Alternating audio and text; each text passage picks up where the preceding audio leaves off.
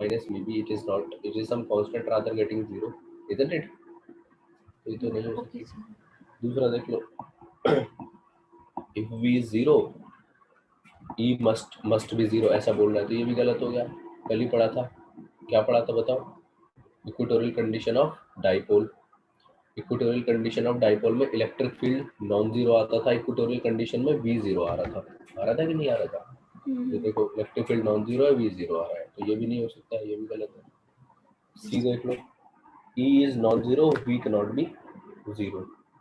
ये बोल रहा है अगर E नॉन जीरो हो तो V जीरो नहीं हो सकता, है ना? V कैनॉट बी जीरो, ये भी गलत नहीं हो गया? ऊपर Yes, वाली हमें सेम सेट डायपोल वाला। सेम लॉजिक हो गया B और C का। तो D में क्या है? If V is non zero, E cannot be zero. अगर V की वैल्यू नॉन जीरो है, ये फर्स्ट का कॉन्ट्राडिक्ट रीजन नहीं हो गया है? E cannot be zero. तो देखो इस केस में V तो नॉन जीरो है, लेकिन मैंने E जीरो मान के सॉल्व किया था कि नहीं किया था? ठीक है, ऐसा नहीं है, ये हो सकता है, ये भी गलत हो गया, मतलब ऑल आर गलत, all are wrong, all are Okay, sir. False. ठीक है, So question 68। 62 का B part भी है। हाँ ठीक है, ऑब्जेक्टिव 2 का क्वेश्चन नंबर 5 है अक्षत। हाँ,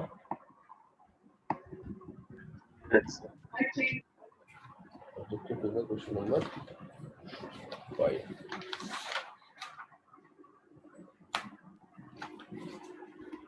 चलो देखो, ऑब्जेक्टिव 2 का है भाई ये क्वेश्चन नंबर 5। ठीक है, इसको देखते हैं। Which of the following doesn't do not depend on the choice of zero potential और zero potential energy? 4 पॉइंट है भाई। पोटेंशियल ऑफ ए पॉइंट तो डिपेंड करेगा रेफरेंस फ्रेम पे, है ना? ये तो डिपेंड करता है, मतलब ये तो डिपेंड करता है, डिपेंड करता है ना, डिपेंड्स, उसके लिए मैं राइट लगा रहा हूँ, और जो डिपेंड नहीं करेगा उसके लिए रॉन्ग लगाऊंगा। Potential difference between any two points. जब भी हमने पोटेंशियल डिफरेंस को डिफाइन किया था, मैंने क्या बोला था? It is the burden in carrying a charge from one point two the other irrespective of infinite. इसमें कोई भी इनफाइनाइट को ट्रीट करने की जरूरत नहीं पड़ती पोटेंशियल डिफरेंस को डिफाइन करने के लिए। समझ में आ रहा है? जबकि पोटेंशियल को डिफाइन करने के लिए इनफाइनाइट चाहिए, यानी एक रेफरेंस पॉइंट चाहिए, इसमें नहीं चाहिए। सी ऑप्शन देखो, है ना? ये डजंट डिपेंड, ठीक है, डजंट डिपेंड। दूसरा देखो, potential energy of two charge system. Two charge system की जो पोटेंशियल एनर्जी है वो तो डिपेंड करती है उसमें इनफाइनाइट। जैसे मान लो ये है Q1 Q2, आपको याद है इसमें हमने जो डेरिवेशन किया था, तो इसमें डेरिवेशन करते वक्त हमारा UB माइनस UA आया था, याद आ रहा है कि नहीं आ रहा है ना? K q one q two one upon r minus one upon r two, यही करके आ रहा था। और फिर मैंने एक को इनफाइनाइट डाला था, है ना, और उसकी वजह से उसकी वैल्यू 0 आ गई थी, तब जाके हमारा U डिफाइन हुआ था k q one q two by r, तो इसमें इनफाइनाइट लेना पड़ा था। ठीक है, तो इससे डिपेंड हो जाएगा, डिपेंड्स। डी देख लो, डी में क्या है? Charge in potential energy of two charge system. अच्छा, चेंज इन पोटेंशियल एनर्जी, हाँ ऑब्वियस, जो चेंज होगा पोटेंशियल एनर्जी का वो डिपेंड नहीं करता है ना? मतलब दोनों को एक साथ ले रहे हो आप, एक पॉइंट को निकाल रहे थे, एक पॉइंट को निकाल रहे थे तो डिपेंड करा था, पर दोनों को ही ले रहे हो, मतलब इसमें इनफाइनाइट नहीं रख रहे हो, दैट डजंट डिपेंड। ठीक है, तो इसका जो आंसर है वो क्या क्या आ जाना चाहिए भाई? इसमें पूछा है जो डिपेंड नहीं करता, तो बी नहीं करता डिपेंड, और बी नहीं करता। ठीक है, चलिए 68 पूछा था, 68 देखो पहले। सर 62 का B भी। ठीक है, 68 में क्या है? 68 में है टू पार्टिकल्स आइडेंटिकल है, दोनों का चार्ज सेम है, आर केप्ट एट सेपरेशन दिख रहा है, then release, what would be the speed of the particle when the separation becomes large? देखो भाई, इसमें कंजर्वेशन ऑफ एनर्जी लगाना सीधा सीधा, और कुछ नहीं। ये क्यू है, ये क्यू है, दोनों रिपेल करेंगे। ठीक है, अभी इनके बीच का सेपरेशन 10 सेंटीमीटर है, फिर मान लो बीच का सेपरेशन वो इनफाइनाइट हो गया, है ना? लार्ज का मतलब होता है इनफाइनाइट, तो कोई भी पोटेंशियल एनर्जी एग्जिस्ट करेगी नहीं इन दोनों के बीच में। ठीक है, तो आपसे पूछा है what would be the speed of the particle when the separation becomes infinite. मान लो इसकी स्पीड v हो गई, आइडेंटिकल है तो इसकी भी स्पीड v हो जाएगी। तो स्टार्टिंग में देखो, स्टार्टिंग में दे आर प्लेस्ड, है ना, from at rest. I would say starting में जितनी भी एनर्जी है, कितनी एनर्जी है स्टार्टिंग में? K q square upon 10 centimetre 0.1 metre, ठीक है। काइनेटिक जीरो है, फिर पोटेंशियल जीरो हो गई, काइनेटिक आ गई हाफ एम वी स्क्वायर, क्योंकि एक की इतनी है तो दो की इतनी होगी, डबल कर दो, into 2. बस यही आंसर है भाई इसमें, ठीक है। So हो इसको जाएगा ना, वो equations of motion से नहीं सॉल्व कर सकते? कर सकते हो, लेकिन ये बेस्ट मेथड मैं बता रहा हूँ जिसमें टाइम बहुत कम लगेगा, 2 सेकंड में क्वेश्चन सॉल्व हो जाएगा। Yes sir. 62 का बी So वो I think question number, lecture 4 का था. हाँ ठीक है, बट देखो अब पूछ लिया तो मैं बता देता हूँ। ये वाला जो पार्ट है ये 10 सेंटीमीटर है, ये कितना है, ये 20 है, और ये कितना है, ये है 30 सेंटीमीटर, ठीक है, ये 30 सेंटीमीटर है, और ये कितना है भाई, ये 60 वोल्ट है, और ये है 30 वोल्ट, और ये है 20 वोल्ट। हाँ तो ठीक है भाई, इसमें भी वही पूछा है मैग्नीट्यूड डायरेक्शन, तो किसी भी एक को ट्रीट कर लो ना। ये 60 है, ये 30 है, तो चेंज इन पोटेंशियल कितना आ गया, 30 वोल्ट का आ गया चेंज इन पोटेंशियल, ठीक है। अब जब 30 वोल्ट का चेंज इन पोटेंशियल आ गया है ना, तो उसके हिसाब से क्या करोगे, यहाँ से यहाँ तक, क्योंकि ये स्फेरिकल है, इसमें वैसे नहीं होता, यूनिफॉर्मली चेंज नहीं होता है, तो आपको इसमें देखना पड़ेगा। किस तरह से देखना पड़ेगा कि ई जो होगा it will be d v upon D r, इसके अकॉर्डिंग लिखना पड़ेगा। अब किसी भी पॉइंट पर मान लो यहाँ पे एक्स सेपरेशन पे आप लिख रहे हो, तो v at x separation will be q, ये 60 है या 20 है ना, तो इसको डी वी लिखोगे, के डी क्यू अपॉन आर लिखोगे, इंटीग्रेशन करोगे, और ये हो रहा है 60 से लेके 30 हो रहा है, तो -30 यानी 30 - 60 इज इक्वल टू के, है ना, और 1 अपॉन आर का क्या हो जाता है इंटीग्रेशन, एक मिनट ln. एक मिनट, ये इंटीग्रेशन नहीं डिफरेंशियल करना पड़ेगा, है ना, इंटीग्रेशन में, Yes sir. है ना, डीवी अपॉन डी आर करते हैं तो डिफरेंशियल करना पड़ेगा। सो डीवी इज दिस, तो DV upon D R is what, K upon are square, and that is D Q. इसके अकॉर्डिंग आंसर कुछ आएगा, ठीक है, माइनस और ये प्लस हो गया, k upon are square upon d Q.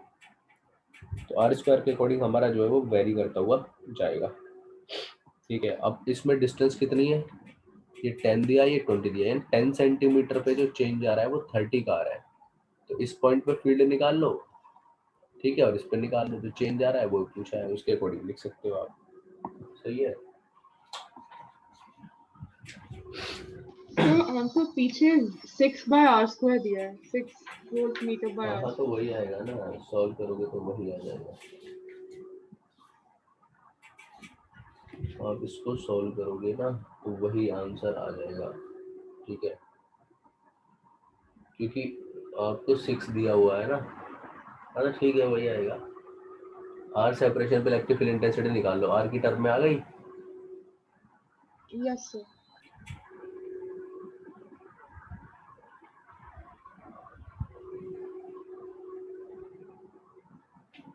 Are की टर्म में आ गई।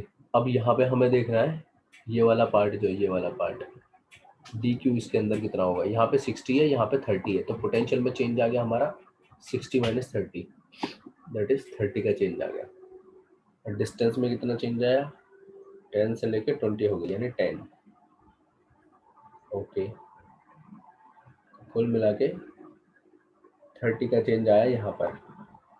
तो पोटेंशियल एनर्जी कैसे चेंज हो, मतलब इलेक्ट्रिक फील्ड कैसे चेंज हो रही होगी, सो दैट इनका चेंज, तो आप क्या करोगे, इसको 1 मान लो, इसको 2 मान लो, electric field at 1 minus electric field at 2, ठीक है, electric field at 1 minus electric field at 2, और उसको चेंज के इक्वल रख लेंगे, ठीक है, मतलब ये निकालना पड़ेगा, बेसिकली ये निकालना पड़ेगा आपको, ठीक है। कितना दिया है answer, 6 by r square, correct, By हाँ r तो इतना square. ही आ जाएगा ना, आप एक बार रखोगे तो तो dq तो q ही हो गया ना? हाँ डी क्यू तो क्यू ही हो गया, बट उसको निकालना किसकी हेल्प से पड़ेगा, 60 और 30 की हेल्प से आपको कैलकुलेट करना पड़ेगा वो, ठीक है ना, 60 और 30 की हेल्प से आपको वो चार्ज कैलकुलेट करना पड़ेगा। जैसे 60 वोल्ट है, ठीक है, 60 वोल्ट है, और उसमें अगर आप क्यू की मल्टीप्लाई कर लो, तो क्यू इंटू वी, कुछ नहीं होता। सर इसमें ऐसे कर सकते हैं कि हर इक्विपोटेंशियल सरफेस पे पोटेंशियल और रेडियस का जो प्रोडक्ट है वो कांस्टेंट आ रहा है, तो हम वी आर इक्वल्स टू कोई सी लिख लें and then V equals to C by R और फिर उसको इंटीग्रेशन वी आर, एक मिनट, वी आर इक्वल्स टू क्या? V R equals to sir any constant C मान लें अगर। नहीं, ऐसे कैसे कर सकते हो? सर वो दिख रहा है ना कि सर फर्स्ट पोटेंशियल मतलब फर्स्ट रिंग में 60 इंटू 10 सेंटीमीटर है, देन उसके बाद वाले में 30 इंटू 20 है, देन 30 इंटू 20, तो 60 हो रहा है सबका, मतलब अच्छा, इनका रेशियो उस तरह से दिया हुआ 6 है। सर नॉट 66 आ रहा है इनका सबका। अच्छा हाँ ठीक है, फिर सिमेट्रिकल है तो कर सकते हो हाँ, क्योंकि सिमेट्रिकल है और रेशियो उस तरह से दिया हुआ है ना, तो इसी क्वेश्चन में कर सकते हो, बट अप्रोच मत समझना इसको, ठीक है? हाँ सही है, इस क्वेश्चन में तो लगा सकते। सो सही है इसमें भाई। डी क्यू कैसे फाइंड करेंगे? देखो डी क्यू फाइंड करने के लिए पहले आप 60 वोल्ट के लिए मान लो कि यहाँ पर 60 वोल्ट किस चार्ज की वजह से आया होगा, है ना? तो के D Q upon 10 centimetre is 60 volt, है ना? तो यहाँ से के डी क्यू आ गया इतना, समझ रहे हो? बस इसको वहाँ पे रख दो, आंसर आ जाएगा आपका 6 वाला, ठीक है? Yes sir. 60 वोल्ट है ना, 10 सेंटीमीटर है, यस सर। दिख गया होगा आंसर आपको, ठीक है? 60 इंटू 10 सेंटीमीटर का मतलब होता है 0.1 मीटर, इट इज 6, तो के डी क्यू को रिप्लेस कर दो, it is 6 by r square, ठीक है? और किसी का कोई डाउट है क्या भाई? हाँ, ऑब्जेक्टिव सेकंड में क्वेश्चन नंबर 1 और भेजा था शायद किसी ने, रुको देखता हूँ। ऑब्जेक्टिव 1 का question number 2, objective 1 question number 2,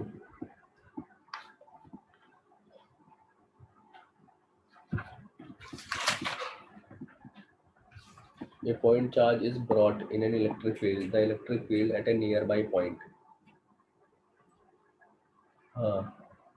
will increase if the charge is positive, will decrease if the charge is negative, may increase if the charge is positive, may decrease if the charge is negative। हाँ तो ठीक है, अब इसमें देखो will वाला option तो लिखेंगे नहीं है ना।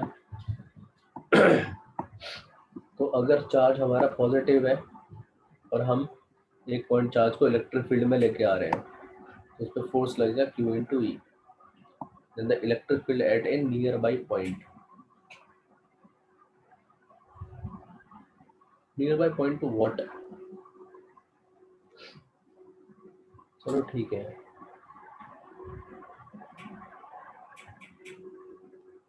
Q इंटू ई लगेगा, और अगर पास लेके आते जा रहे हैं तो पास लेके आने का मतलब क्या है कि फोर्स ज़्यादा लगने लगेगा।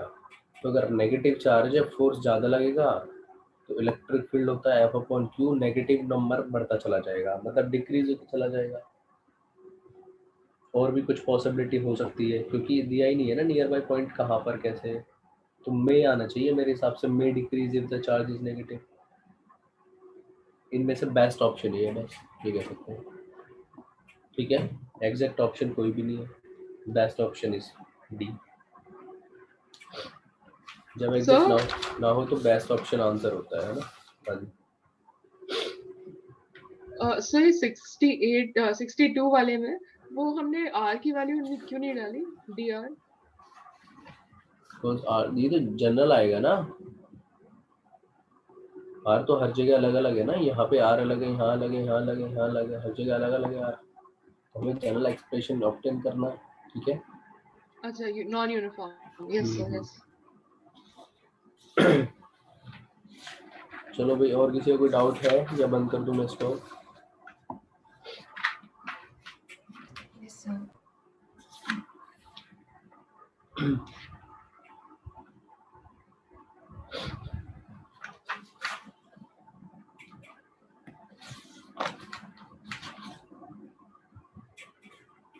ठीक है, चलिए आगे बढ़ते हैं। तो हमने जो है कल डाइपोल पढ़ा था और आज हमने स्टार्ट करना है उसका जनरल कंडीशन पहले, तो पहले उसकी जनरल कंडीशन पढ़ेंगे और फिर उसमें थोड़ा सा आगे हम लोग पढ़ने की कोशिश करते हैं। देखिए आगे रिलेट कराता हूँ। डाइपोल ऐसे रखा था। डाइपोल में जो सबसे ज़्यादा काम की चीज़ है, it is the dipole moment which is defined as charge and the separation between the two charges. ठीक है।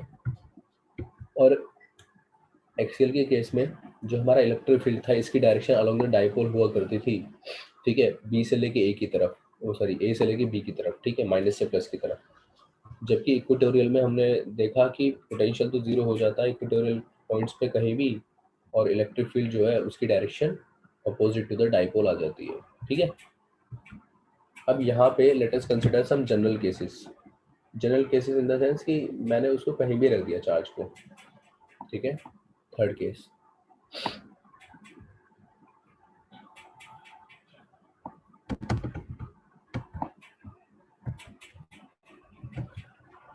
ठीक है, एट एनी ठीक है, general point, at any general point, how can you treat. देखिए इधर ध्यान से सुनिएगा, ये माइनस क्यू चार्ज है, इससे कुछ सेपरेशन पे यहाँ पर ये प्लस क्यू चार्ज है। ठीक है, ये डाइपोल बन गया, ये इसका मिड पॉइंट है डाइपोल का, it is the mid point. मतलब मैं बोलूँगा ये डाइपोल जो वेक्टर है ना, वेक्टर, वो वेक्टर देखो इस तरह से इंडिकेट हुआ हुआ है। ठीक है, it is the dipole vector. कोई दिक्कत वाली बात किसी है? ये जो मैंने बना दिया ना, it is the dipole vector. अब डाइपोल जो वेक्टर होता है ना, it is what, P vector. Clear. मेरे को मान लो ये एक पॉइंट है यहाँ पर दिया हुआ है, ये पॉइंट, इस पी पॉइंट पर, ये पी तो डाइपोल मान लिया, इसको कुछ और मान लेते हैं। ए पॉइंट पर मेरे को कैलकुलेट करना है कितना फील्ड होगा और कितनी पोटेंशियल होगा। ये जो इसका सेपरेशन है ना, ये वाला सेपरेशन, ये this separation and this angle is theta and the separation is r. Separation from the O point, mid point is r. Dipole के सारे केसेस में मैंने जो सेपरेशन है ना, वो मिड पॉइंट से लिखी थी आर, याद है? तो ये कंडीशन है। अब बताओ इसमें फील्ड कितना आएगा ए पॉइंट पर और पोटेंशियल कितना आएगा। कैसे करना चाहिए ये क्वेश्चन, कोई बताएगा? सर हम लोग जैसे हम लोग ने उसके लिए किया था ना, वेव्स में हमने किया था कि परपेंडिकुलर डिस्टेंस एंड फिर पाथ डिफरेंस कैलकुलेट कर लिया था। तो उससे सर क्या होगा ना, वेरिएबल्स रिड्यूस हो जाएंगे। नहीं तो एनसीईआरटी में इसका काफी लंबा छोटा वो है, डेरिवेशन बायनोमियल वगैरह करके। अच्छा, और कोई बताएगा भाई? सर डायपोल मोमेंट के कंपोनेंट कर देंगे अलोंग करेक्ट, ओए। It will be the most easiest. समझ में आया सभी को? देखो क्या एनसीईआरटी में तो पता नहीं क्या क्या लिख रखा है वो। देखो इधर ये डाइपोल मोमेंट है पी, इसके कंपोनेंट कर लो, तो इसीलिए वेक्टर मैंने बनाया था ये अच्छा खासा। ठीक है, अगर इसके मित्रों कंपोनेंट करोगे ना आप लोग, देखो इधर एक मिनट, अगर इसके कंपोनेंट कर लेते हो तो एक कंपोनेंट ऐसा बनेगा डाइपोल का, दिख रहा है आपको, ये ऐसे। ठीक है, और एक कंपोनेंट बनेगा, देखो ऐसा, ध्यान से सुनिएगा, एक कंपोनेंट बनेगा अलोंग द लाइन। बस क्वेश्चन यही खत्म हो गया। क्या कह रहे हो सर? हाँ, इसमें कोई कुछ नहीं करना, कोई अप्रोक्सीमेशन नहीं, it is very very simple to understand दोस्तों, it is very very simple to understand. You just consider कि जो डाइपोल है ये थीटा एंगल है, तो इसका ये अगर पी है तो बताओ ये रेड वाला जो पार्ट है, रेड वाला, इसको मैं क्या लिखूंगा, व्हाट शुड आई राइट? हाँ, पी कॉस थीटा, और जो ग्रीन वाला है इसको मैं क्या लिखूंगा, p sine theta. It will be written as p sine theta. बोलो बात समझ में आ रही है? कि पी साइन थीटा यानी डाइपोल अब मेरे सामने कुछ नहीं है। अब मैं इसको हटा देता हूँ थोड़ी देर के लिए, जस्ट कंसिडर इट, इसका काम खत्म हो गया। ठीक है, थोड़ी देर के लिए इसको रिमूव कर देते हैं, बाद में रिड्रॉ कर लेंगे। ये मैं हटा दिया, कंफ्यूजन में बताना बिल्कुल भी। ठीक है, अब बस ये दो चीज़ें। अब ए पॉइंट को जरा ध्यान से देखो, इसके पास दो डाइपोल हैं ओ पॉइंट पर जो रखे हुए हैं, और वो दोनों डाइपोल जो है, एक तो अलोंग दी लाइन ऑफ ए है, ठीक है, ओ ए के अलोंग है, और जो दूसरा है परपेंडिकुलर टू दैट है, इजंट इट? ठीक है, तो लेट अस से ये वाला डाइपोल हमारा 1 हो गया, ठीक है, और ये वाला डाइपोल हमारा 2 हो गया। ठीक है, तो 4 dipole 4 dipole component for dipole component one one. Condition कौन सी होगी बोलो? एक्सियल हो गई, हुई कि नहीं हुई? वन के लिए, और एक्सेल कंडीशन में है ना, तो मैं इसको E1 निकाल लेता हूँ। बताओ E1 कितना आता है? हम कर चुके हैं इसको डराइव। बताओ भाई एक्सेल में, अरे यार बोलो, K इंटू 2P है ना, K into 2P upon R cube, यही तो आता है, नहीं आता है? Hello hello hello hello. Sir but आप यस सर। डिस्टेंस को इग्नोर कर रहे हैं, ए नहीं जो नहीं, बीच। हाँ हाँ, ए तो ऑलरेडी इग्नोर ही कर रहा हूँ मैं, बिल्कुल ठीक है। A is taken, 2A is much much less than यार, ये इसी के लिए तो पढ़ना होता है हमें सारे केसेस, ठीक है। तो उसको मैं स्टार्टिंग से ये लेके चल रहा हूँ, कोई दिक्कत? ठीक है, that is yes this sir. Much. तो बताओ यहाँ पे जो आएगा कंपोनेंट, ये वाला क्या लिखूँ मैं इसको? That is Cos P theta. cos cos theta. theta. It is written as. Now tell me what will be its direction at point A. बताओ इसकी डायरेक्शन किधर होगी? P cos theta की वजह से जो होगी, along the dipole होती कि नहीं होती एक्सियल में? along the dipole होगी, है ना, तो it is E1, it is E1, ठीक है। now for dipole component, for dipole component 2, ठीक है। बताओ E2 कितना हो जाएगा? दैट इज K, हाँ, P sin थीटा, P की जगह P sin theta upon R cube. बोलो बात समझ में आई? अब इसकी डायरेक्शन किधर होती है? डाइपोल के अपोजिट होती है कि नहीं होती है? हमने पढ़ा है, अपोजिट होती है, ठीक है। It is E2। कोई दिक्कत वाली बात? बस खत्म हो गया, खत्म हो गया, ठीक है। So net electric field, net electric field, net electric field eight point P point पर हम नेट इलेक्ट्रिक फील्ड कैसे कैलकुलेट करें, ठीक है। बताओगे भाई, परपेंडिकुलर है ना, परपेंडिकुलर है, तो that is under root E1 square plus E2 square. Clear है? बस इसको सॉल्व कर सकते हो कि नहीं कर सकते हो? भाई इसमें से KP बाई R क्यूब तो बाहर है, तो बाहर ही लिख लेते हैं, और अंडर रूट में 4 cos square theta, 4 cos square theta plus sine square theta. एक साइन स्क्वायर एक कॉस स्क्वायर मिलके क्या बना लेंगे? 1 बना लेंगे, है ना। तो जो इलेक्ट्रिक फील्ड Root 3 नेट आ cos जाएगा, theta. That is KP by R cube, KP by R cube under root 1 plus 3 cos theta, ठीक है। That is the net electric field in this case. कोई दिक्कत वाली बात नहीं है, ठीक है। अब बोलोगे सर इनका रिजल्टेंट, मान लो इनका रिजल्टेंट ऐसे कहीं आ रहा है, ठीक है, इट इज द नेट ई, ऐसे कहीं रिजल्टेंट आ रहा है, तो आप जिस भी एंगल से फाइंड करना चाहते हो, you can find its direction as well. For instance मान लो आपको यहाँ से डायरेक्शन बतानी है कि सर E1 से बता दो मेरे को कितनी डायरेक्शन है, अल्फा पे जा रहा है, तो फोर डायरेक्शन ऑफ रिजल्टेंट, ठीक है, four direction of resultant electric field from E1 समझ में आ गया ना? E1 वेक्टर से उसकी क्या डायरेक्शन है, तो you will use tan alpha, and tan alpha will be perpendicular which is vector E2 upon E1। बोलो बात समझ में आ रही है कि नहीं आ रही? तो alpha u can write because you have both the values, ठीक है, that is E2 upon E1। What is E2? बोलो अपॉन E1 करोगे तो कितना आ जाएगा? अरे भाई E2 is this sine 2 theta cot theta. Upon 2 cos theta, है ना। हाँ, तो ये कितना हो गया? It is tan inverse 1 Tan by theta 2 by 2. tan theta, है ना, ये आ गया tan inverse 1 by 2 tan theta, that you have to remember. कोई दिक्कत वाली बात? तो ये डायरेक्शन निकाल सकते हैं ना, अल्फा मैंने इधर से निकाला है, तो इस तरह से तो हमने कैलकुलेट कर लिया। It is what? It is the electric field. अब इलेक्ट्रिक फील्ड कर लिया, तो क्या इसी केस में हम लोग पोटेंशियल भी कैलकुलेट कर सकते हैं इससे ही? हाँ बिल्कुल कर सकते हैं, ठीक है, और किसी से करना भी नहीं है, टाइम पास नहीं करना है, ठीक है। देखो नाउ, सर वो 1 प्लस 3 cos स्क्वायर थीटा होगा। अच्छा हाँ ठीक है, अभी करता हूँ। देखो नाउ इलेक्ट्रिक पोटेंशियल, ठीक है, इलेक्ट्रिक पोटेंशियल एट P वो हमें कैलकुलेट करना है। तो इलेक्ट्रिक पोटेंशियल एट P, ठीक है, इसके लिए बताओ क्या किया जाएगा? अगेन ये डाइपोल 1 की वजह से, डाइपोल 2 की वजह से, ठीक है। तो फोर डाइपोल कंपोनेंट 1, है ना, V1 लिख लेता हूँ। बताओ क्या आएगा V1? एक्सियल कंडीशन, और एक्सियल कंडीशन में डाइपोल कितना आता है बोलोगे आप लोग?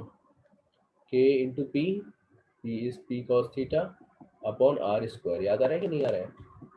एंड 4 डाइपोल इक्वेटोरियल कंडीशन हो गया ना, कंपोनेंट 2 के लिए इक्वेटोरियल कंडीशन बन गई है ना। कंपोनेंट 2 के लिए कौन सी कंडीशन बनी थी हमारी?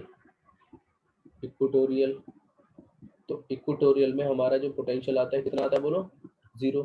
तो ग्रीन वाले की वजह से कोई पोटेंशियल होगा ही नहीं वहाँ पे। सो नेट पोटेंशियल ठीक है एट पॉइंट ए, ये ए पॉइंट है ना, पी नहीं है, ए पॉइंट है।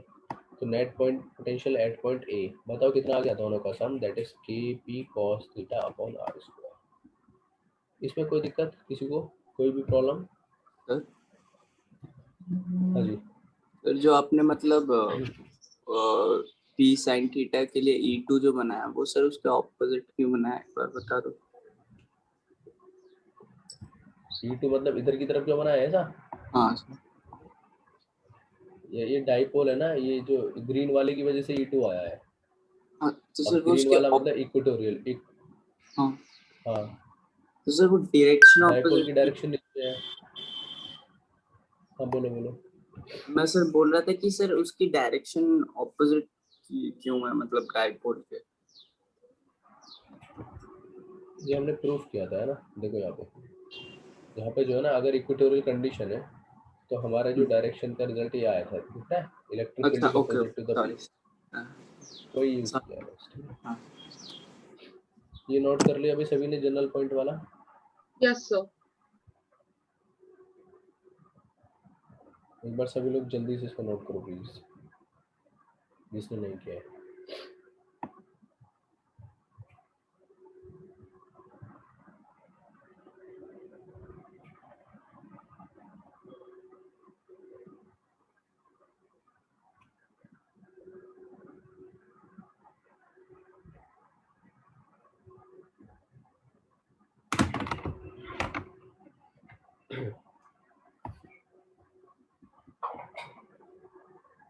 Done.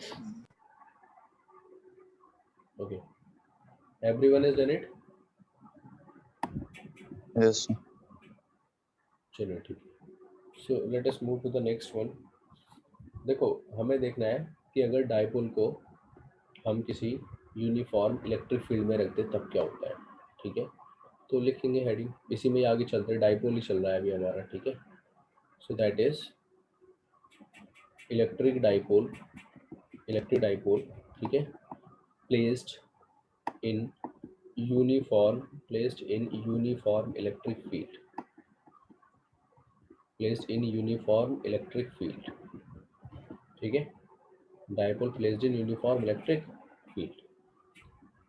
तो देखो वैसे हम यूनिफॉर्म में भी रखेंगे और फिर मैं थोड़ा सा आइडिया भी दूंगा आपको अगर आप नॉन यूनिफॉर्म में रखते हो तब क्या होता है, ठीक है।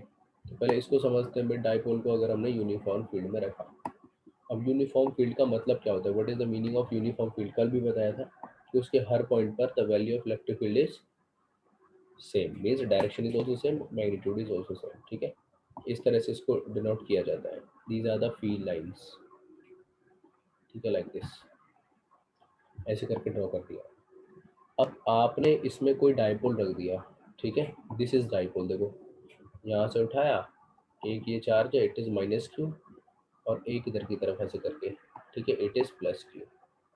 तो ये डाइपोल बन गया, ये डाइपोल का मिड पॉइंट है ओ, ठीक है। सेपरेशन हमें पता है, मान लो पूरी जो सेपरेशन है ना डाइपोल की, इट इज समथिंग, वो 2a हम जानते हैं, तो 2a लिख लेंगे, ये कुछ भी लिख सकते हैं, डी लिख लो, चलो D is the separation between the dipoles. अब इलेक्ट्रिक फील्ड इस तरफ डायरेक्टेड है, जब इलेक्ट्रिक फील्ड अगर इस तरफ डायरेक्टेड है तो कहना इससे कि इस पे काम करने वाला जो फोर्स होगा उसका अमाउंट मैग्नीट्यूड क्यू ही होगा, और वो राइट वर्ड लग रहा होगा, और इस पर काम करने वाला जो फोर्स है उसका भी अमाउंट क्यू ही होगा, बट वो माइनस की वजह से अपोजिट टू इलेक्ट्रिक फील्ड लग रहा होगा, ठीक है। Yes. इसका Yes, sir. मतलब क्या है कि ओ पॉइंट के अबाउट वो रोटेट करना स्टार्ट कर देगा। रोटेट तब करती है जब उसने टॉर्क फील किया होगा, ठीक है, हाँ। टॉर्क फील किया होगा। इसका मतलब है कि ये जो है ना, ये वाली डायरेक्शन हमारा जो डाइपोल, अगर इस पर डाइपोल में रिप्रेजेंट करूँ, देखो इसी के ऊपर डाइपोल जो मोमेंट है वेक्टर, इसकी जो डायरेक्शन है क्या इधर इधर की तरफ होगी कि नहीं होगी, ऐसे ऊपर की तरफ? हाँ it is dipole moment p, isn't it? अरे यार बोल दो, हाँ ना Yes, बोलो। sir.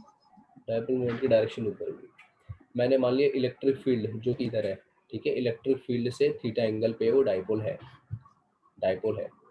तो अगर ये ओ पॉइंट के अबाउट रोटेशन करेगा, अगर ये ओ पॉइंट के अबाउट रोटेशन करेगा, ठीक है, यहाँ ये ओ पॉइंट है, इसके अबाउट क्या करेगा, रोटेशन करेगा। तो क्या मैं टॉर्क लिख के इसको समझा सकता हूँ? चलो ओ पॉइंट के अबाउट ही टॉर्क लिखना सिखाता हूँ, ठीक है। वैसे तो आप किसी के भी अबाउट लिख सकते हो, आप सीधा इस पॉइंट के अबाउट भी लिख सकते हो, बट क्योंकि चीज़ें जो विजुलाइज होती हैं उसी से करना चाहिए मेरे ख्याल से, तो ठीक है। तो देखो अब इसको थोड़ा चेंज करके मैं ऐसे लिखता हूँ, जस्ट अंडरस्टैंड द थिंग कि यहाँ से लेके यहाँ तक की जो डिस्टेंस है इट इज़ ए, और ये वाली जो डिस्टेंस है इट इज़ ऑल्सो ए। इसको ए मैंने मान लिया, ठीक है, इसको मैंने कितना मान लिया, ए मान लिया।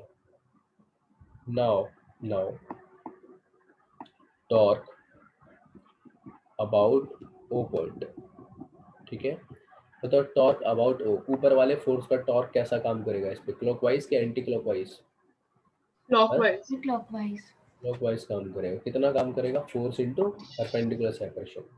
बताओ परपेंडिकुलर सेपरेशन, ये आधी ओ से लेके यहाँ वाली सेपरेशन ए है, तो परपेंडिकुलर सेपरेशन क्या होगी, इसको आप A सोच लो कि sin इसकी theta. लाइन जो है, लाइन ऑफ एक्शन ये है, तो इट विल बी ये वाली separation and this will be a sine theta, ठीक है, it is a sine theta. I hope it is clear to everyone.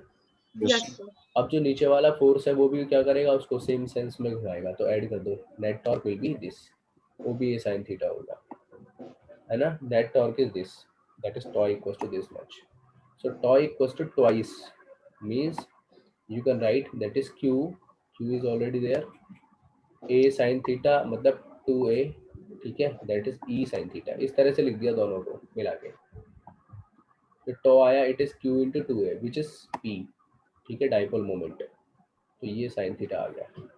समझ में आ रहा है? तो इसको आप इस तरह से याद रखो, it is the magnitude of torque, it is the magnitude of torque, ठीक है, it is the magnitude of torque, ठीक है। And also we can write कि टॉर्क जो वेक्टर फॉर्म में क्या लिखूंगा, बोलो, P cross E, P cross E. इसका मतलब direction of torque is perpendicular to P as well as E, यानी आउट ऑफ द प्लेन या इनटू द प्लेन, दो ही कंडीशन पॉसिबल है। बोलो बात समझ में आ रही है? That is this. इसका मतलब हमें दो चीजें कैलकुलेट करनी थी। देखो सुनो, जब भी कभी डायपोल को यूनिफॉर्म इलेक्ट्रिक फील्ड में रखते हो, तो मैं अगर ये पूछने लगूँ आपसे net force on the dipole, तो कितना होगा बताओगे आप लोग? 0. 0। Zero. Net force on the dipole is always zero, but net torque is zero नहीं, No, sir. है ना। तो फिर से ऑब्जेक्टिव बन के आ सकता है, is it any condition where if force is zero torque non zero हो जाए, तो yes it is the possibility, Couple. ठीक है। अब इसी में ही सुनो क्या हो गया। सर वो कह रहा अच्छा था कि कपल ऑफ फोर्स। हाँ, देखो मान लो अब अगर dipole in uniform electric field रखा, ठीक है। अब अगर आप डाइपोल को ठीक है नॉन यूनिफॉर्म इलेक्ट्रिक फील्ड में रखोगे, नॉन यूनिफॉर्म इलेक्ट्रिक फील्ड में रखोगे, ठीक है, डाइपोल को। अब देखो नॉन यूनिफॉर्म इलेक्ट्रिक फील्ड किसी भी तरह का हो सकता है ना, कहीं पे ज़्यादा कहीं पे कम, उसका अमाउंट उस तरह से वेरी करता रहता है, लाइक दिस। ये देखो, ये फील्ड लाइन्स मैं ऐसे बना देता हूँ, ठीक है। थोड़ा थोड़ा आइडिया होगा आपको कि जहाँ पे फील्ड लाइन क्लोजर होती है वहाँ पे फील्ड कैसा होता है, स्ट्रॉन्गर होता है, Stronger. ठीक है, और जहाँ वाइडर पार्ट होती है वहाँ पर वीक होता है। तो डाइपोल को आपने इसमें रख दिया, ठीक है, जबरदस्ती का, तो क्या कुछ होगा? ऐसे करके डाइपोल रख दिया, it is plus Q, it is minus Q, ठीक है, plus Q, Net it is minus force. Q, तो सेपरेशन अगेंस्ट टू है। तो बताओ यहाँ पे जो नेट फोर्स होगा, net force on the dipole, will it be zero और not? No, sir. Non zero, ठीक है। बस यही चीज़ें लिखेंगे, बाकी इसमें हम डराइव नहीं कर सकते कुछ भी, ठीक है। क्यों? क्योंकि फील्ड का ही नहीं पता किस तरह से फील्ड वेरी कर रहा है। अगर क्वेश्चन आएगा उसी के अकॉर्डिंग किया जाएगा, ठीक है। दूसरा, जो अगर इसमें नेट टॉर्क निकाला जाए तो नेट टॉर्क जीरो होगा कि नॉन जीरो होगा? Non-zero. That will also be non zero, ठीक है। उसको भी कैलकुलेट करना पड़ेगा, पता चलेगा कैसा होगा, ठीक है। तो इसमें क्या है, दोनों चीज़ें हम कैलकुलेट कर सकते हैं, बट अगर यूनिफॉर्म में रख दिया तो नेट फोर्स हमारा कितना हो जाता है, इट बिकम्स जीरो, ठीक है। तो ये याद रखिए। इसी के साथ डाइपोल में एक छोटा सा पॉइंट और बचा हुआ है हमारा कि हम पोटेंशियल एनर्जी ऑफ डाइपोल कैसे निकालें, या फिर डाइपोल को थोड़ा सा आपने टिल्ट कर दिया किसी एंगल पे, तो वर्क डन कैसे हम कैलकुलेट करें। ठीक है, उसको कराता हूँ, till then note it down fast. Answer answer ठीक है, सभी लोग नोट करके बताइए जिसने नहीं किया। सर हाँ जी। सर मतलब जब हम डाइपोल इंटरेक्शन बोलेंगे हम उसका वो Q into 2A कोई बात करेंगे, और मतलब अगर आप डाइपोल वैसे बोल रहे हो मतलब उसका मिड पॉइंट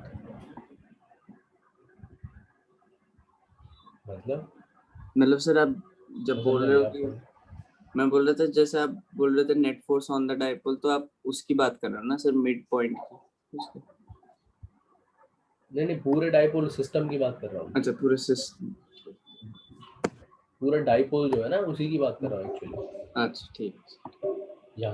यहाँ पे तो पूरे डाइपोल पे अलग अलग फोर्स लगेगा ना, इस वाले इस प्लस क्यू पे अलग लगेगा, इस क्यू पे तो कैंसिल नहीं हो पाएगा। ठीक है, बिकॉज ई इज डिफरेंट। और सर जो टॉर्क आप हमेशा उनके मिड पॉइंट के अबाउट ले रहे हो ना? हाँ, क्योंकि वो दिखेगा ना मिड पॉइंट के अबाउट घूमता हुआ। अगर मैं आपको इसके अबाउट टॉर्क लेके कराऊं तब भी आंसर आ जाएगा, बट वो विजुअलाइज नहीं कर पाओगे फिर आप कैसे कैसे घूम रहा है। इसके अबाउट घूमता हुआ दिख रहा है एक्चुअली। ठीक है, चलिए। सो नेक्स्ट जो है वही हमारा that is about the electrostatic potential energy. ठीक है, तो ये हम वैसे भी कई बार ही पढ़ चुके हैं, आप लोग देखोगे वर्क एनर्जी में भी पढ़ा था, फिर ग्रेविटेशन में भी पढ़ा है और यहाँ पर भी पढ़ाता हूँ। ठीक है, दैट इज, इसको जल्दी जल्दी नोट करिएगा। ठीक है, electrostatic potential energy of dipole. ठीक है, इलेक्ट्रोस्टैटिक पोटेंशियल एनर्जी, ठीक है, of dipole.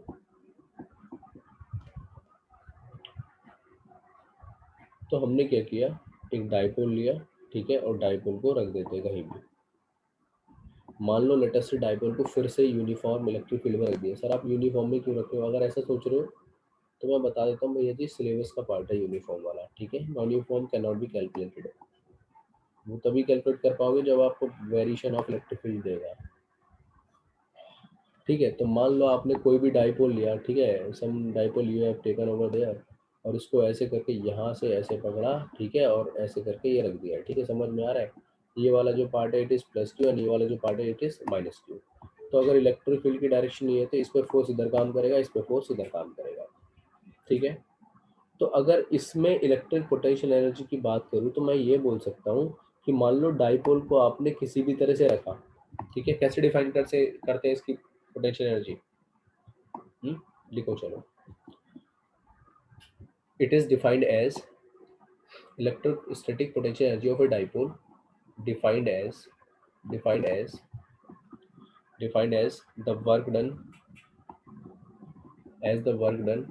in rotating a dipole। ठीक है, work done in rotating, ठीक है, a dipole, work done in rotating a dipole from ठीक है a direction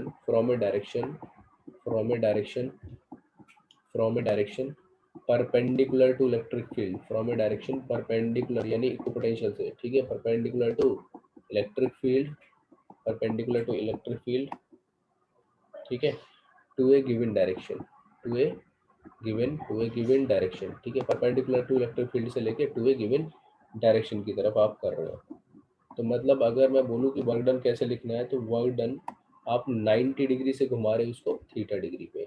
ठीक है, 90 डिग्री से थीटा डिग्री पे आप घुमा रहे हो। You can write it like, देखो 90 डिग्री से थीटा डिग्री। ठीक है, टॉ इंटू डी थीटा ही तो फॉर्मूला होता है, टॉ इंटू डी थीटा ही तो फॉर्मूला होता है। टॉ कितना आया था हमारा? P sine theta, and that is D theta. कहाँ से लेके? 90 डिग्री से लेके थीटा डिग्री तक का। ठीक है, जब इसको सॉल्व करोगे इसकी वैल्यू, हाँ डेफिनेशन बनाई हुई है 90 से ही। ठीक है, डाइपोल के लिए डेफिनेशन 90 से ही दी हुई है। ठीक है, 90 वाले को रेफरेंस माना हुआ है डाइपोल की डेफिनेशन के लिए। तो 90 पे 0 रखा है? माइनस पी, नहीं 90 पे 0 क्यों होगा? 90 ऐसे रखा हुआ है डाइपोल, मतलब कहने का नहीं रेफरेंस इन द सेंस कि डाइपोल को यहाँ पे रख के छोड़ा है, ठीक है, अच्छा, यस सर। यहाँ पे डाइपोल है, ये ऐसे करके और ऐसे करके छोड़ा है पहले डाइपोल को, ठीक है, सो दैट कि ये जो इसका डाइपोल मोमेंट है वो इससे 90 डिग्री एंगल बनाए। फिर ये मान लो इस समय थीटा एंगल बनाता है, ये वाला एंगल 90 था, तो तब इसकी पोटेंशियलिटी डिफाइंड होती है। मतलब हमें 90 पर डाइपोल की पोजीशन रख के उस पोजीशन को रेफरेंस माना गया है, तब हमने उस पोटेंशियलिटी को डिफाइन किया गया है। क्योंकि इस पे जो है ना, इस ये वाली जो कंडीशन है, इस पे जब परपेंडिकुलर रखूंगा तो इस पे जो लगने वाला टॉर्क होता है वो मैक्सिमम होता है, ओके सर। ठीक है, एट दिस पॉइंट। तो ये हो जाएगा हमारा, कितना हो जाएगा, इट विल बी, इसको सॉल्व करोगे, सॉल्व करने से क्या पता चलेगा, minus P cos theta. Clear है? तो यही आ गया कि potential energy work done is the potential energy in rotating 90 to theta, and that is what it is, minus P cos theta, ठीक है, minus P cos theta means we can write is that potential energy of the dipole is minus P dot E, ठीक है, समझ में आ रहा है? मतलब एक रेफरेंस माना गया है कि डाइपोल को हमने 90 डिग्री पे रख दिया, तो उस समय डाइपोल मैक्सिमम टॉर्क फील करेगा, तो फिर घूमना चाहेगा, तो फिर घूमेगा, तो घूमते ही जैसे ही उसमें पोटेंशियल एनर्जी आई घूमने की वजह से, वो कितनी एनर्जी आई होगी, दैट इज दिस पार्ट, ठीक है, उसकी हम बात कर रहे हैं। हाँ भाई बोलो, क्या पूछ रहे हो आप? सर ये जो डाइपोल है, मतलब अभी उसका जो प्लेन है वो अभी मतलब फील्ड के प्लेन में नहीं है ना, जब वो थीटा भी बना रहा है 90 भी बना मतलब सर दो वो वेक्टर तो हमेशा सेम प्लेन में होते हैं। नहीं सर, मतलब जो डाइपोल वाला सिस्टम है सर, वो मतलब क्या उस इक्विपोटेंशियल प्लेन में है? मतलब इक्विपोटेंशियल प्लेन तो ऐसे होगा ना, हम्म, ये होगा ना, हाँ, तो पहले पहले डाइपोल ऐसे रखा था परपेंडिकुलर, यानी इक्विपोटेंशियल प्लेन में रखा था। हाँ, और अब वो मतलब एक थीटा पे है फील्ड के प्लेन पे। हाँ बिल्कुल। ओके, तो वो मतलब उनके प्लेन अलग है ना, ठीक है सर। हाँ हाँ उसी में ही है, ठीक है, कुछ और दिक्कत है? नहीं सर।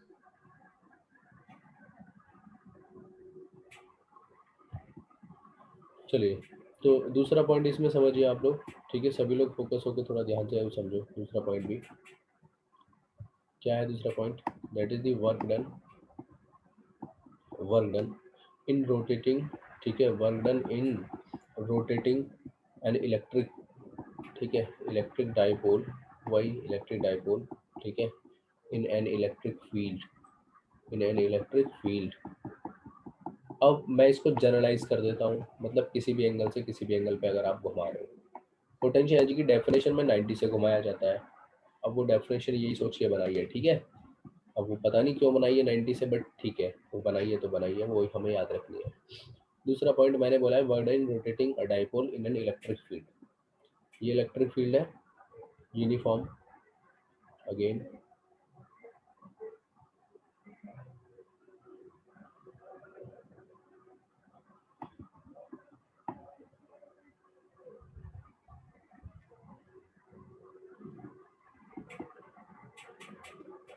बना लो भाई एक मिनट, ठीक है, तो इस पे अगर ये हो गया, तो इधर की तरफ लगने वाला फोर्स क्यू ही है, ये प्लस क्यू है, ये माइनस क्यू है, तो लगने वाला फोर्स इधर की तरफ क्यू ही है, ऐसे लग रहा होगा, तो अपोजिट टू दैट वन।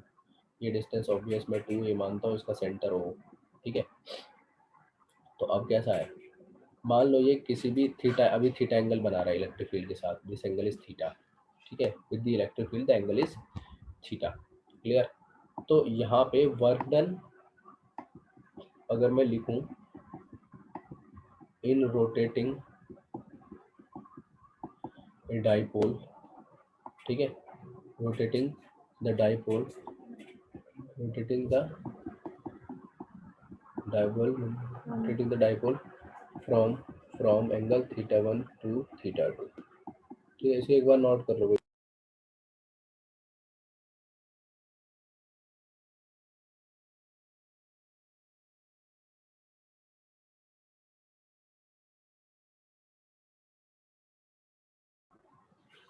ठीक है, rotating the dipole from theta 1 to theta 2, So that W again you will use tau d theta, ठीक है। तो इसकी वैल्यू रख दो बस p sin थीटा, tau की वैल्यू d थीटा, और थीटा को मान लो θ1 से θ2 आप रोटेट करा रहे हो, है ना। पहले वो थीटा एंगल, समझ रहे हो मेरी बात? नहीं, पहले 90 नहीं बना रहे, कुछ भी बना रहे, θ1 बना रहे हो, θ2 तक रोटेट करा रहे हो, ठीक है।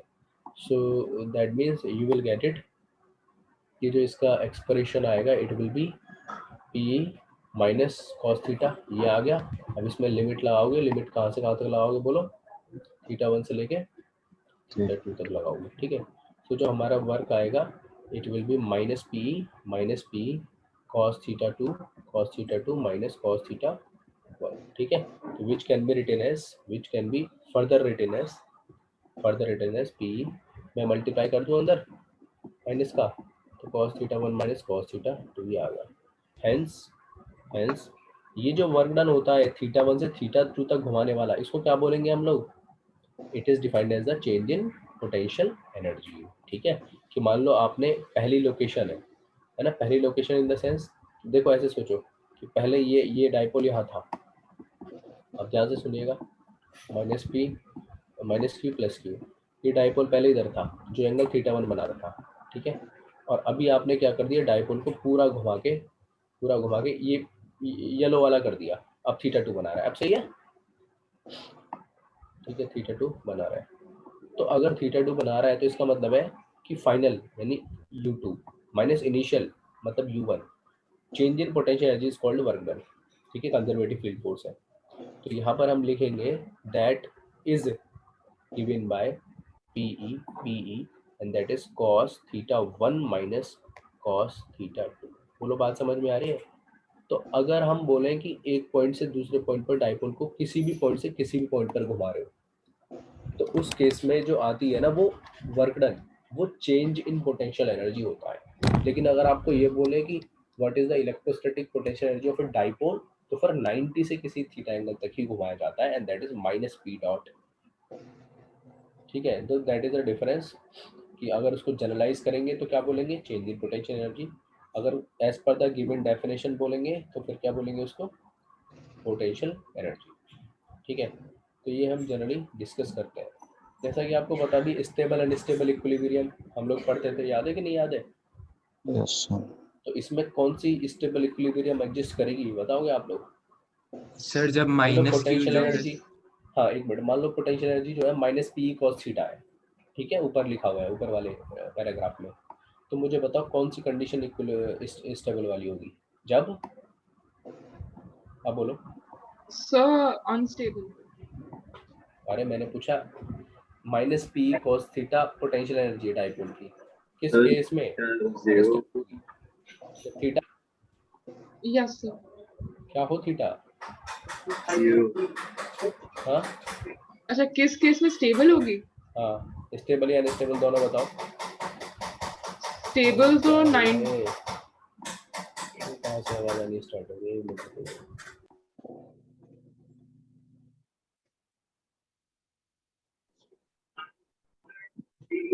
स्टेबल 0 डिग्रीज पे होगी।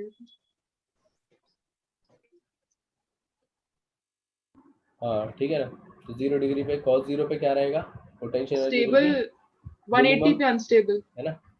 देखो ध्यान रखो, स्टेबिलिटी और अनस्टेबिलिटी एज पर पोटेंशियल एनर्जी भी हम लोग समझ सकते हैं कि नहीं समझ सकते हैं? कैसे कि 4 थीटा इज व्हाट 0 डिग्री, तो यू हमारा कितना आएगा, माइनस पी आएगा, और ये इसकी मिनिमम वैल्यू आएगा, है ना। तो मिनिमम वैल्यू पोटेंशियल एनर्जी की अगर मिनिमम वैल्यू आती है ना तो उसको स्टेबल बोलते हैं, समझ में आ रहा है ना। That condition is called stable equilibrium, ठीक है। दूसरा, मान लो अगर थीटा की वैल्यू मैं कितनी कर दूं, मैक्सिमम करने के लिए 180 कर दूं फॉर इंस्टेंस, तो यू हमारा कितना आएगा, प्लस पी आएगा। प्लस पी जो होगी इसकी मैक्सिमम वैल्यू होगी, ठीक है, it will B its maximum value, और मैक्सिमम वैल्यू की वजह से जो कंडीशन आएगी it will B unstable equilibrium, ठीक है। मैक्सिमम कंडीशन की वजह से जो आएगी it will B unstable equilibrium, समझ में आ रहा है? अच्छा इस केस में मुझे बताओ, हाँ एक मिनट प्लीज, 180 वाले में, इस वाले में उस पर जो नेट टॉर्क रहेगा कितना रहेगा? 0 नेट टॉर्क 0, ऊपर वाले में भी कितना रहेगा नेट टॉर्क? 0। नेट टॉर्क में भी 0, ठीक है। तो याद रहे कि स्टेबल अनस्टेबल क्या है, एनर्जी की फॉर्म में अगर हमें देना है, ठीक है, तो उसके हिसाब से देख सकते। हाँ प्रियांशु कुछ बोल रहे हो तुम, बोलो। सर मैं ये पूछ रहा था कि यहाँ हम लोग जो है नेगेटिव पोटेंशियल एनर्जी को जो है एक अट्रैक्टिव फोर्स से जनरल टर्म्स में रिलेट करते हैं। तो बिल्कुल। सर यहाँ पे अगर U माइनस पी आ रहा है तो उसका इम्प्लीकेशन क्या हुआ? देखो उसका मतलब ये हुआ, जैसे आप उसको रिलेट भी कर सकते हो कि F जो हमारा होता है du/dr होता है, ठीक है, du/dr होता है। U की वैल्यू P रख देंगे तो F जो होगा dPE/dr हो जाएगा, ठीक है, कि हमारा जो है वो किस तरह से चेंज हो रहा है। तो उसमें ऐसे समझ सकते हो आप। देखो अगर मैं इसका एप्लीकेशन इसमें बताता हूँ एक मिनट, ठीक है, एक डायग्राम ड्रॉ कर रहा हूँ। ये इलेक्ट्रिक फील्ड, ठीक है, ये इलेक्ट्रिक फील्ड है। अब ऐसे सोचो, ठीक है, डाइपोल मैंने बना लिया, ये इधर इधर की तरफ ऐसे डाइपोल बन गया, it is plus Q, it is minus Q, ठीक है। अब इस पे इधर क्यू ही लगा, इस पे इधर क्यू लगा, तो ये घूमना स्टार्ट होगा। अब थोड़ी देर के लिए ऐसा सोचो कि यहाँ पर ऐसे ऐसे, ठीक है, डाइपोल मोमेंट इधर है, इलेक्ट्रिक फील्ड इधर है, कुछ एंगल थीटा है अभी के लिए। अब अगर मैं इसको थीटा 0 करूँ तो उस समय क्या कंडीशन है बताओगे? थीटा 0 है, स्टेबल इक्विलिब्रियम।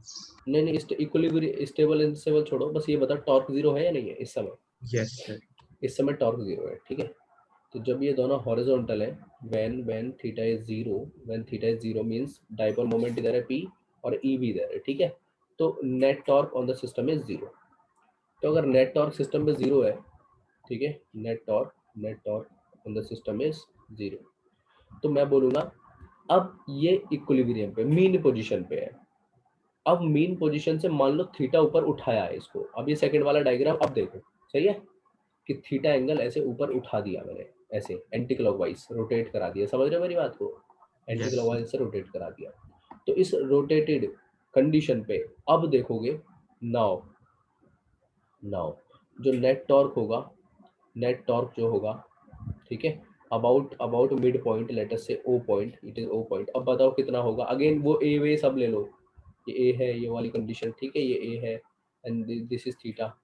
नेट टॉर्क इस केस में क्या लिखोगे बताओगे मेरे को? P sine P sin theta। P sin theta, ठीक है, P sin थीटा। अब ये जो नेट टॉर्क है, अब ये टॉर्क क्या करने की कोशिश कर रहा है बताओ इसको?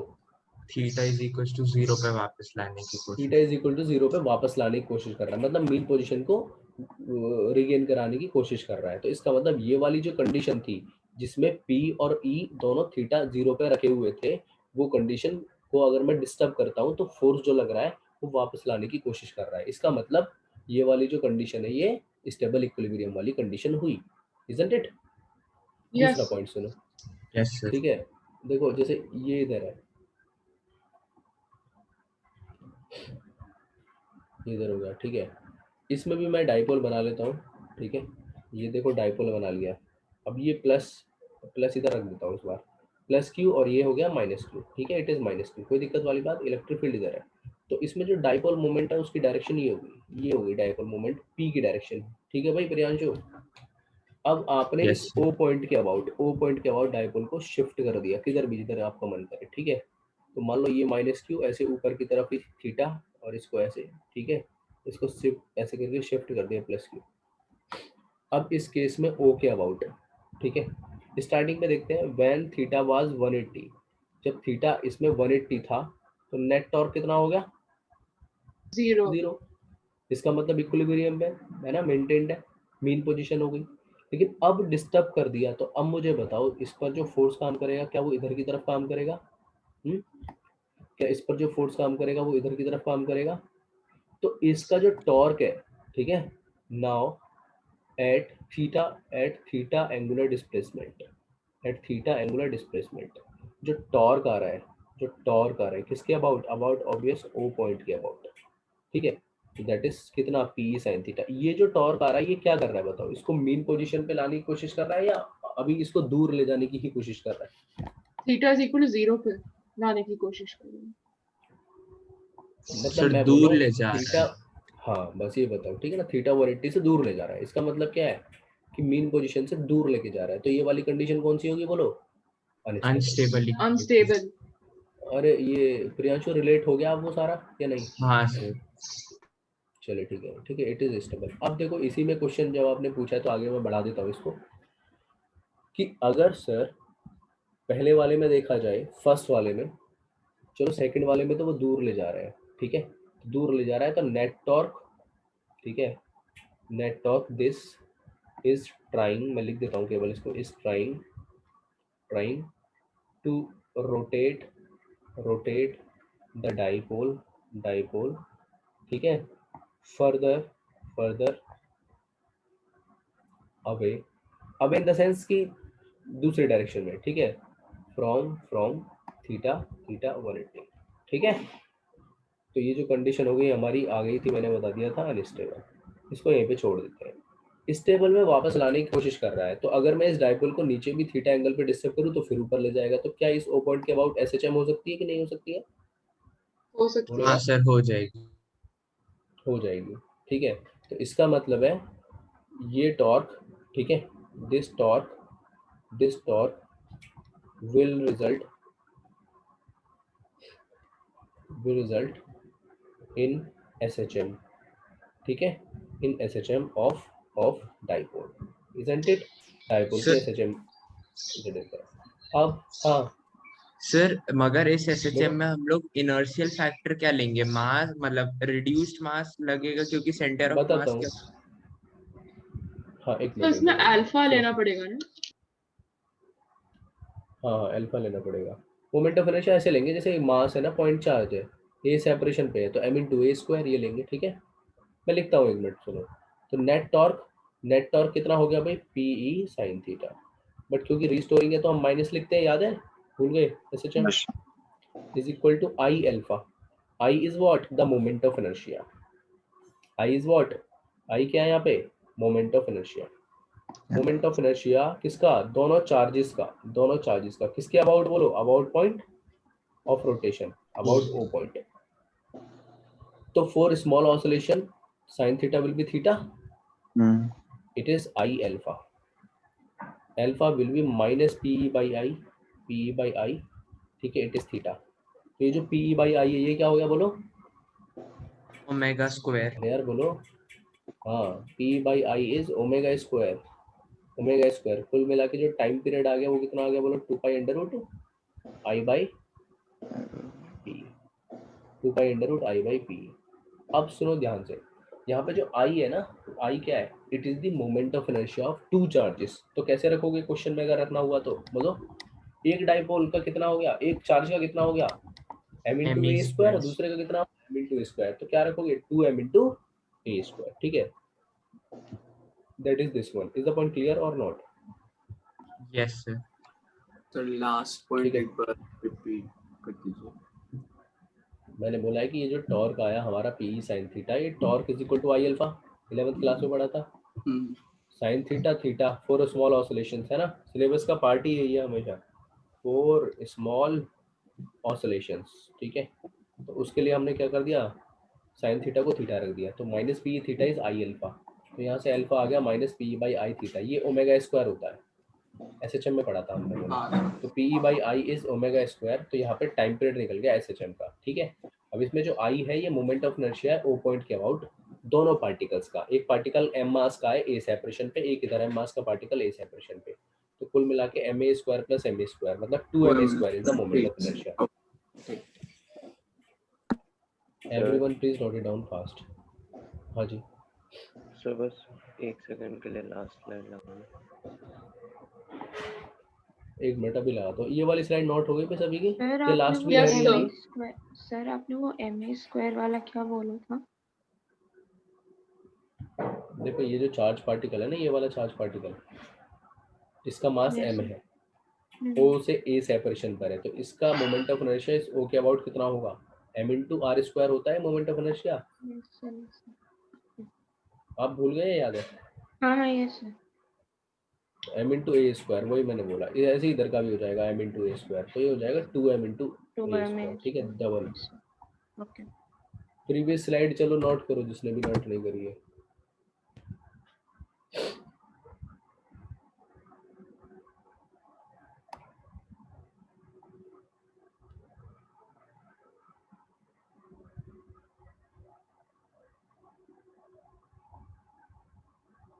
सर आज डायपोल मोमेंट के भी लेक्चर के क्वेश्चंस कर सकते हैं ना? हाँ जी, मैं बता दूंगा लास्ट में क्या क्या करना है।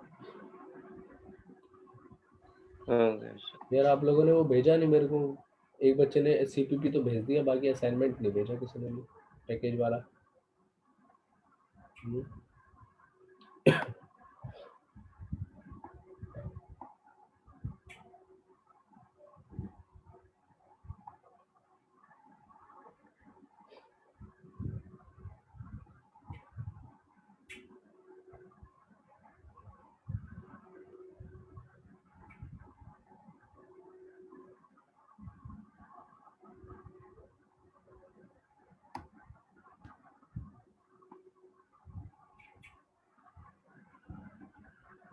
चले भाई आगे, नेक्स्ट स्लाइड ये लो।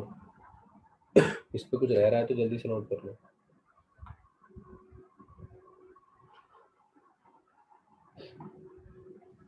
सर ये जो साइन थीटा है इससे हमें कैसे पता चल रहा है कि वो स्टेबल है या अनस्टेबल है, एक बार बता दीजिए। साइन थीटा से नहीं पता चल रहा है।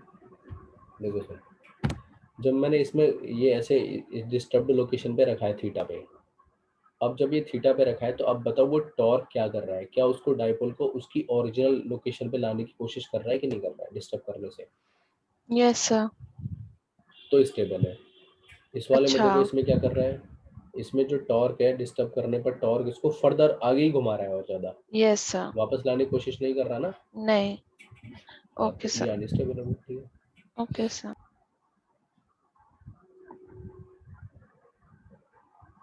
सो बट सेकंड वाले केस में वो उल्टा घुमा के वो लाइन में ही तो लाएगा। लाइन अलग होती है, ये माइनस क्यू इधर नहीं आ जाएगा, फिर प्लस क्यू इधर चला जाएगा, यस सर, तब टोटली इन्वर्ट फेस हो गया। तब तो डायपोल इलेक्ट्रिक फील्ड के साथ लाइन हो जाएगा ना। अपोजिट डायरेक्शन में हो जाएगा ना।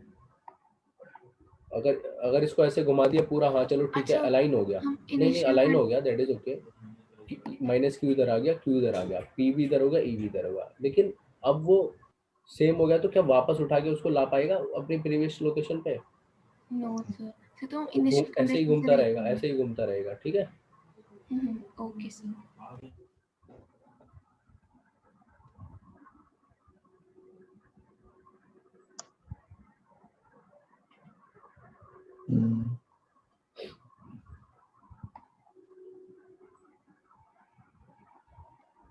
हाँ भाई अश्विन, क्या डाउट है?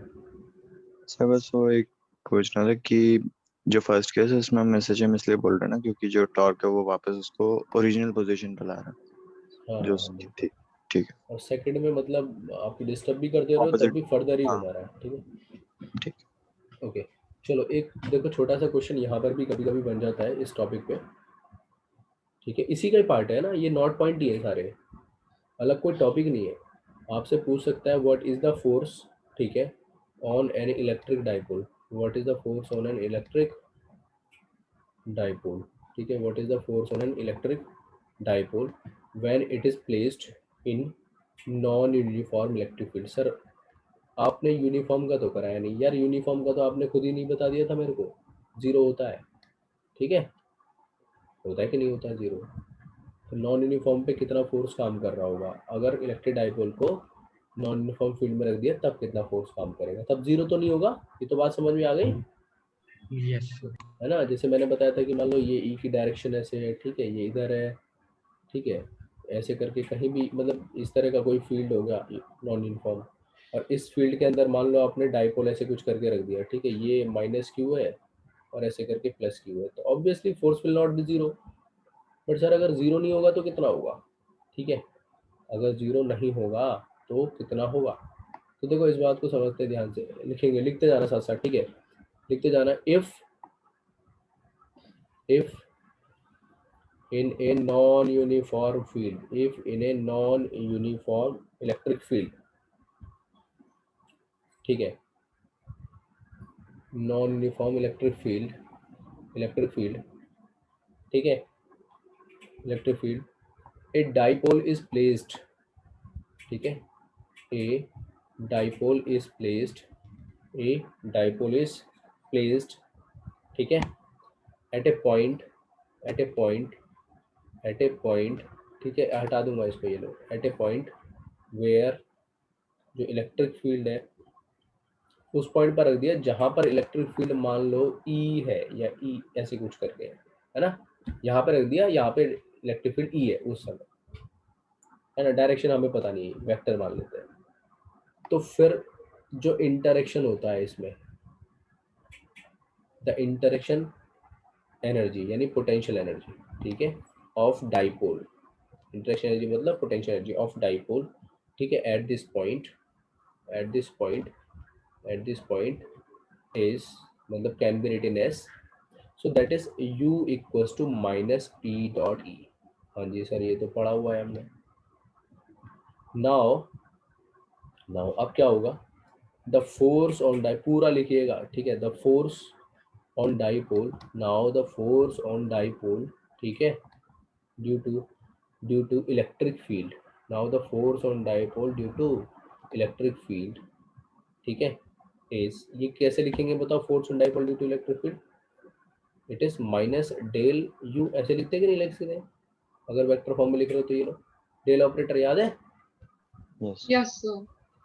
Del upon del X I cap plus del upon del Y J cap plus del upon del Z K cap, ठीक है, इस तरह से हम लोग लिखते हैं। तो ये एफ आ गया हमारा माइनस डेल यू आ गया, ठीक है। अब जो यू की वैल्यू ऊपर वाली इसको मैं यहाँ पे रख देता हूँ, ठीक है, so it will become F is equal to minus del operator, that is minus P dot E, okay, तो I would say minus is cancelled out, तो force will come out, that is what, del operator P dot E, बोलो याद रहेगा नहीं याद रहेगा, ये होता है Yes, net sir. force on the dipole when placed in non uniform electric field। now इसी में एक चीज और ऐड करके लिखेंगे, क्या लिखना है ऐड करके, ध्यान से सुनते रहिए प्लीज, ठीक है, इसी में एक चीज और लिखेंगे, मान लो यूनिडायरेक्शनल फील्ड है, फॉर यूनिडायरेक्शनल वेरिएशन, मतलब इलेक्ट्रिक फील्ड है तो नॉन यूनिफॉर्म लेकिन एक ही डायरेक्शन में है, variation non uniform variation, unidirectional variation in electric field,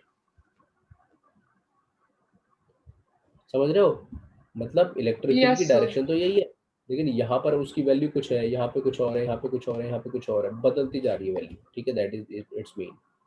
तो उस केस में जो हमारा जो फोर्स होगा उसको कैसे लिख सकते हैं, मान लो अलोंग दी एक्स डायरेक्शन है, से एक्स डायरेक्शन, ठीक है, फोर यूनिट डायरेक्शन वेरिएशन से x direction,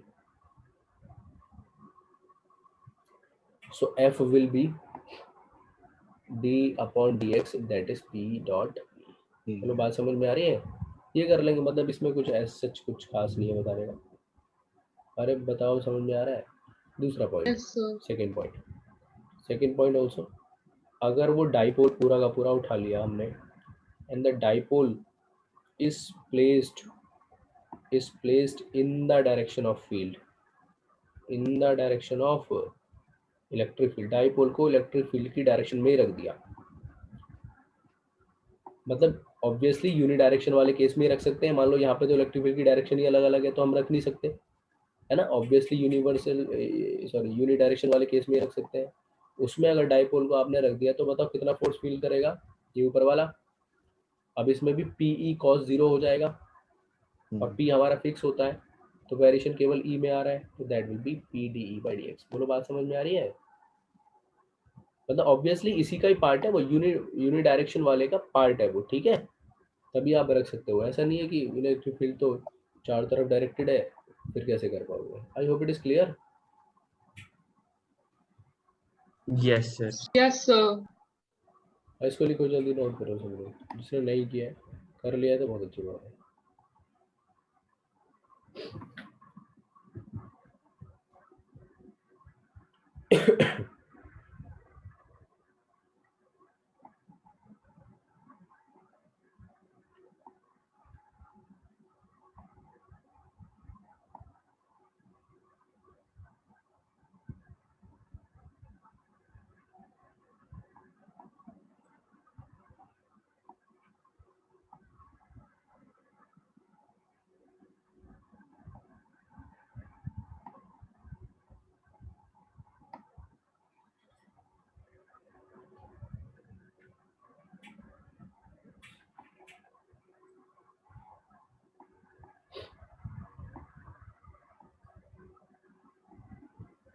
I think this is done. Sir हमने जो लास्ट में लिखा है dipole is placed in the direction of electric field, उसमें भी हम एक्स डायरेक्शन में मान रहे हैं इलेक्ट्रिक हाँ एक्स फील्ड डायरेक्शन में मान लो।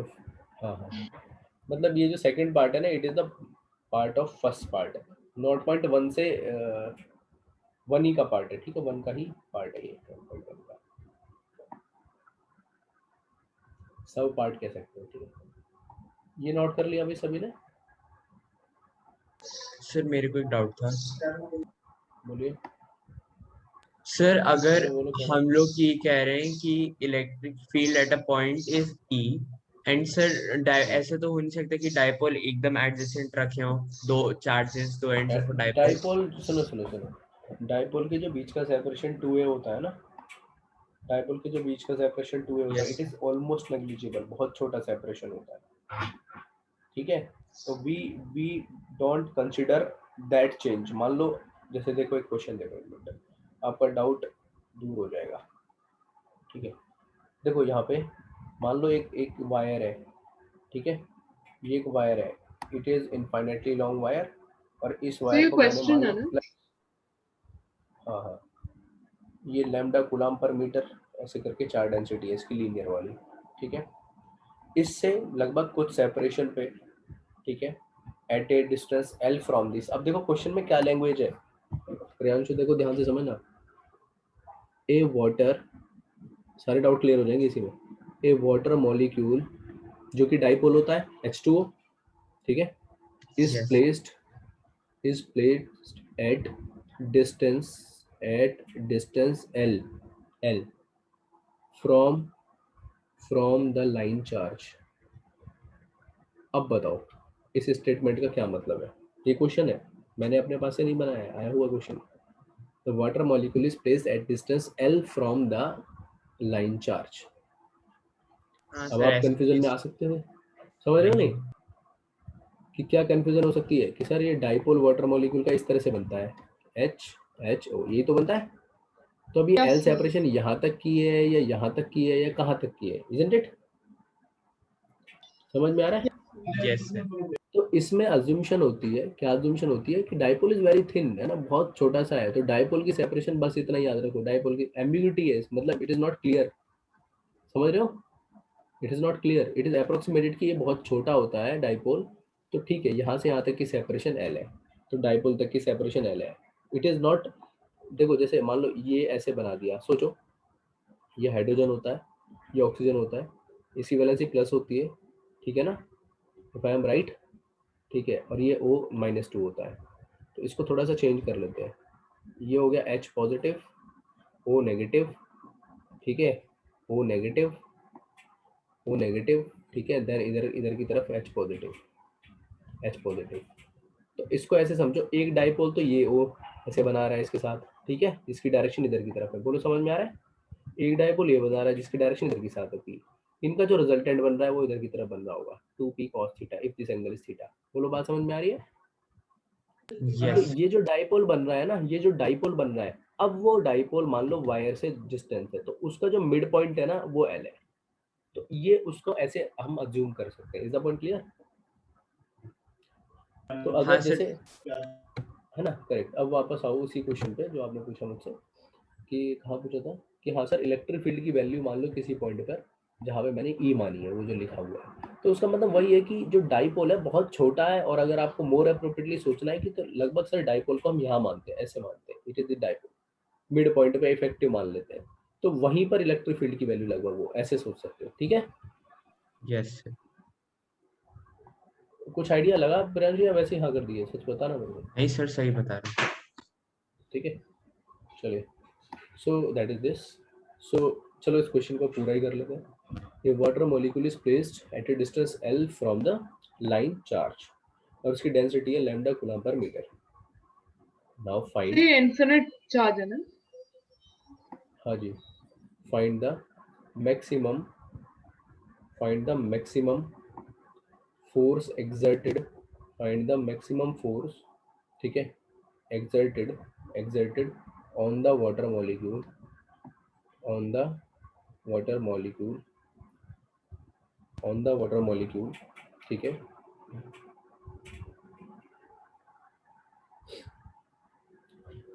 ठीक है, और वाटर मॉलिक्यूल मान लो इस तरह से है भाई, वो मैं बना दूं या ये तो आपको आइडिया होता ही है, चलो बना ही देता हूँ।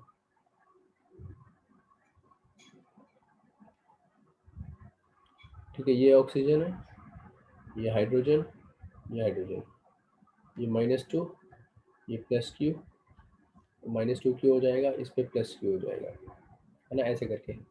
तो इसके बीच का जो ये वाला एंगल है ना, सिमेट्रिकली थीटा दिया है, हॉरिजॉन्टल से θ/2 ऊपर, θ/2 नीचे, अगर हॉरिजॉन्टल करना चाहोगे। ठीक है, दैट इज दिस। बताओ इस पे कितना फोर्स काम कर रहा है। सेपरेशन L दी है, अब वो पूरा लिखा हुआ है क्वेश्चन। ठीक है, फ्रॉम द लाइन चार्ज, ठीक है, फ्रॉम द लाइन चार्ज, और ये जो लाइन चार्ज है ना वो इनफाइनेटली लॉन्ग है। ठीक है, it is infinitely long. Try this question now everyone, write down the answer in the chat box. तो वो एल आप फिर से समझा सकते हैं कहाँ तक लिया था? डाइपोल के बीच का जो सेपरेशन है ना, इट इज D, और ये भी D है। ठीक है, तो D में भी आंसर आ सकता है। L देखो लिखा है, क्वेश्चन पढ़ो ध्यान से। तो water molecule is place at distance L from the line charge. Line charge से पूरे वाटर मॉलिक्यूल बहुत छोटा सा होता है, उसकी डिस्टेंस L है, ये है बस। ठीक है, उसकी जरूरत ही नहीं पड़ेगी, जो आप मुझसे पूछ रहे हो वापस से, उसकी जरूरत ही नहीं पड़ेगी, वो तो उसका डाउट था तो इसलिए मेरे को बताना था। यू जस्ट कंसीडर कि वाटर मॉलिक्यूल L सेपरेशन पे, उससे दैट्स ऑल, खत्म। Try this everyone, write down the answer in the chat box.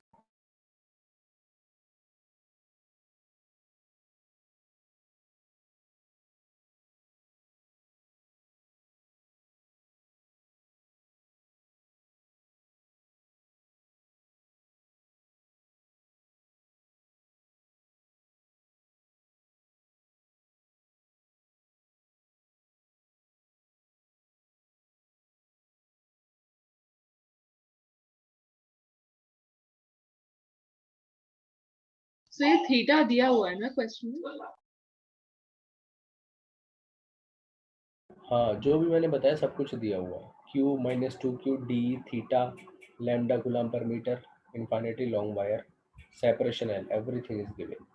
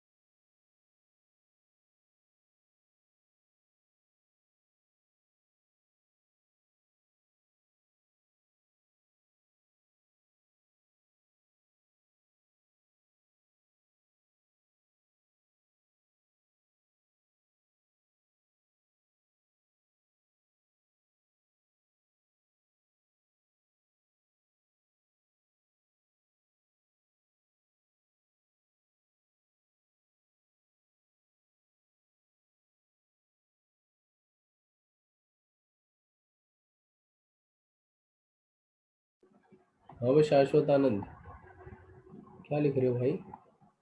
Sir वो गलती से टाइप हो गया था, आंसर लिख रहे थे। अच्छा,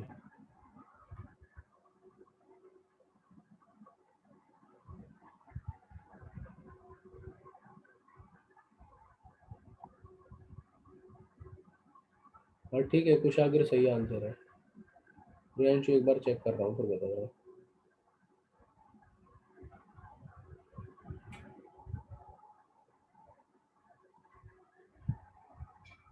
D और होगा ऊपर। प्रियांशु सही आंसर है, D और होगा ऊपर, आप टाइप करना भूल गए हो। D। यस सर, वो 2 मतलब मैंने डाइपोल की जगह मैंने P लिख दिया है, नहीं तो वो Q into D हो ही जाएगा। अच्छा अच्छा अच्छा, आपने P लिखा है, ओके ओके, हाँ ठीक है, फिर सही है, करेक्ट। बाकी लोग भी भेजो, बस 2 बच्चों का आंसर आया अभी।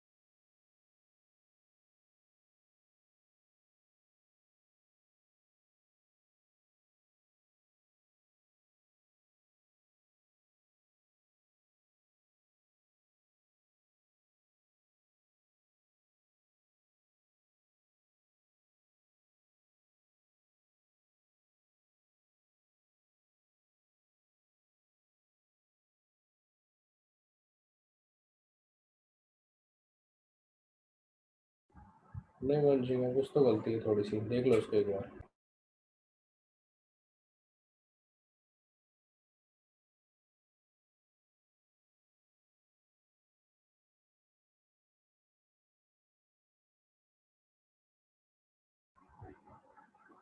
वेदांत सही आंसर है, नहीं कोमल गलत आंसर है, एक बार चेक करो। शाश्वत धार डिवाइड में नहीं आना चाहिए, कॉस ऊपर आना चाहिए था। सर ऊपर ही डिवाइड में नहीं हुआ। अच्छा फिर ठीक है, ओके।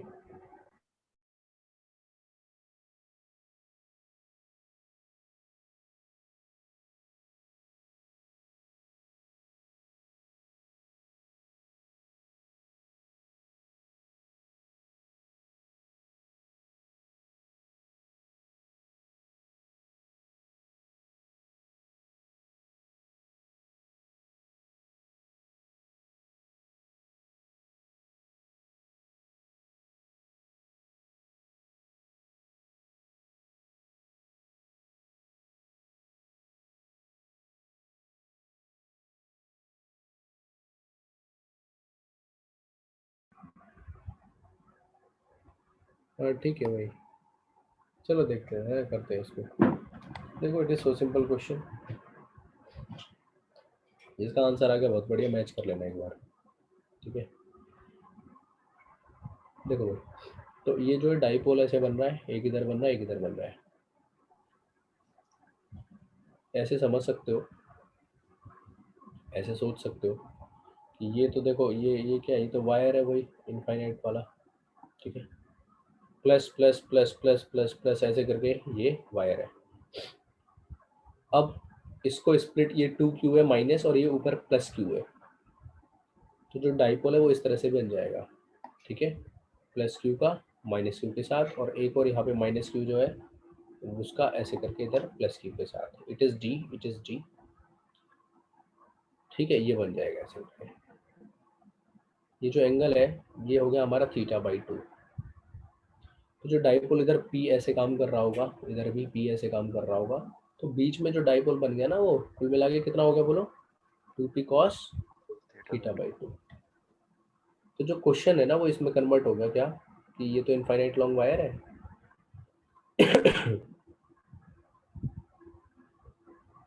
इससे कुछ डिस्टेंस पर, L डिस्टेंस पर देयर इज डाइपोल जिसकी वैल्यू है 2p cos θ/2, इसी में कन्वर्ट हो गया क्वेश्चन, ठीक है। और p की वैल्यू क्या है यहाँ पे, p की वैल्यू q इंटू डी, ये इसी में कन्वर्ट हो गया क्वेश्चन। अब हमने पढ़ा हुआ है भाई कि किसी भी डाइपोल पे जो फोर्स है हम कैलकुलेट कैसे कर सकते हैं। अच्छा पी नेट कितना है, पी नेट हमारा ये होगा, correct, this is the P net. So force on dipole obvious, F what is the formula बोलो। इसका इलेक्ट्रिक फील्ड, इसका जो इलेक्ट्रिक फील्ड होगा वो इसी डायरेक्शन में होगा, ऐसे है ना, अलोंग द सेम डायरेक्शन। ये अपोजिट में काम कर रहा है, तो लीनियर बना कि नहीं बना, लीनियर बन गया। P कांस्टेंट है, तो जो P नेट है ना मैं उसको बाहर निकालूं तो डायरेक्टली ये कर सकता हूँ कि नहीं कर सकता हूँ, d/dx।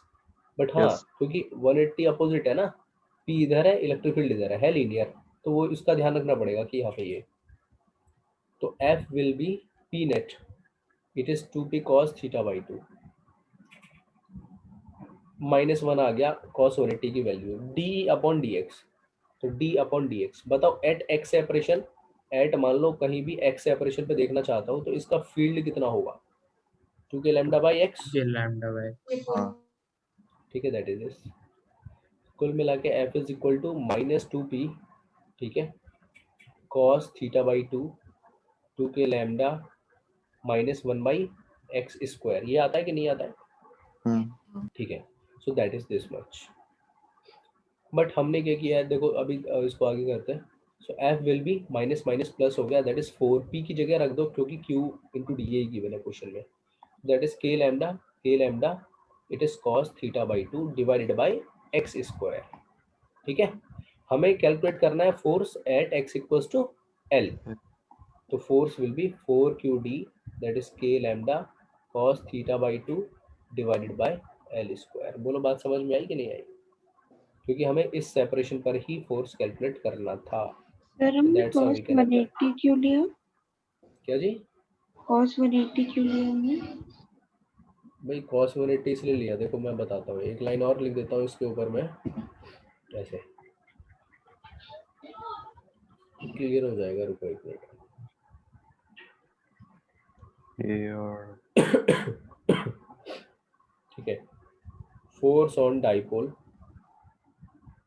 That is F is equal to, है ना, F इज इक्वल टू क्या होता है भाई, मॉड लगा लेते हैं ना, F इज इक्वल टू, अगर मॉड लगा लेते हैं, देखो पीछे से यही से उठा लेते हैं in the exactly that form की जिससे आप कंफ्यूज ना हो, d/dx p dot e,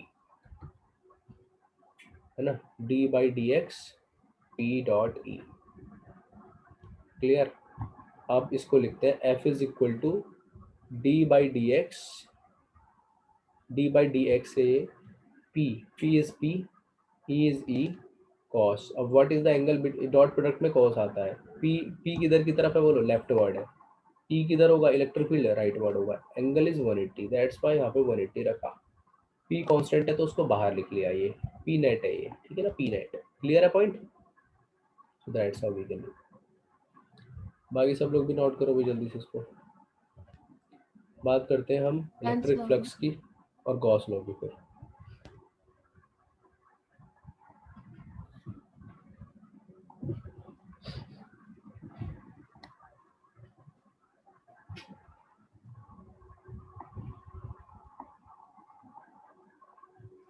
to पे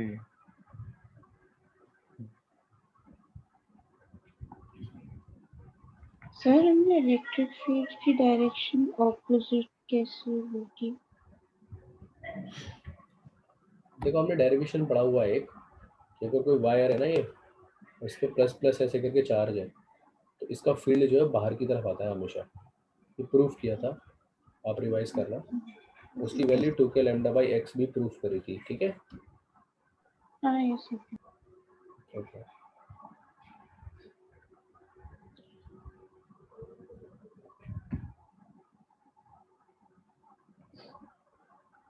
यार, कोई बच्चा मेरे को असाइनमेंट का भेज दो प्लीज।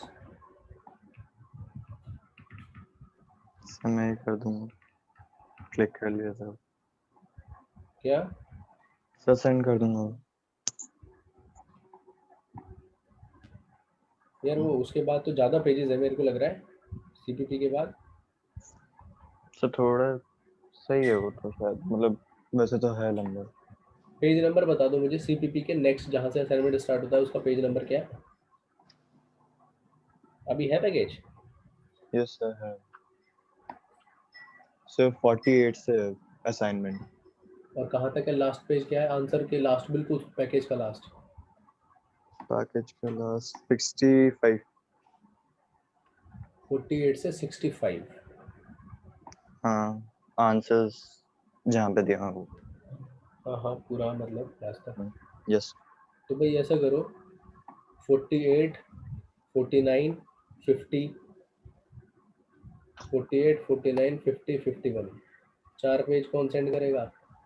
मैं साइन कर दूं, कोई दिक्कत तो नहीं किसी को? जरा सी देर में कर देना यार, है ना, वो आपका होमवर्क मैं फिर बता दूंगा उसको।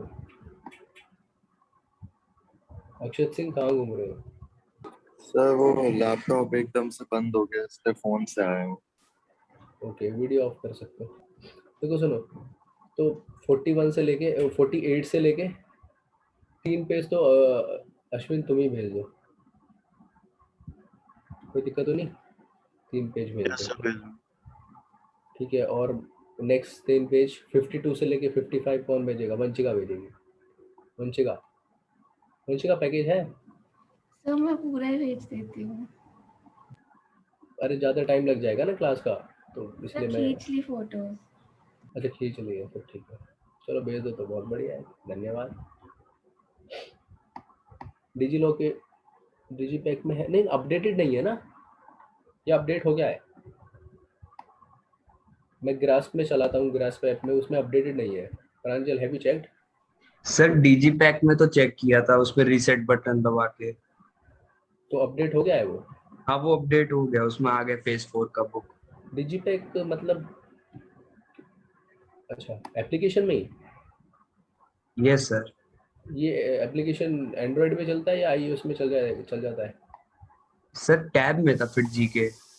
तो बस, तो फिर तो एंड्रॉइड में ही चलेगा। चलो देखते हैं उसको।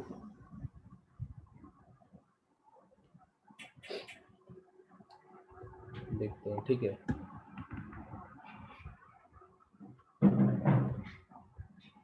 उसमें ग्रास में भी अपडेट हो जाना चाहिए था, वो चल जाता है हर तरह की डिवाइस में।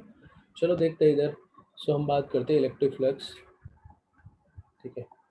इलेक्ट्रिक फ्लक्स को समझने से पहले, ठीक है, एक छोटा सा पॉइंट हम समझेंगे।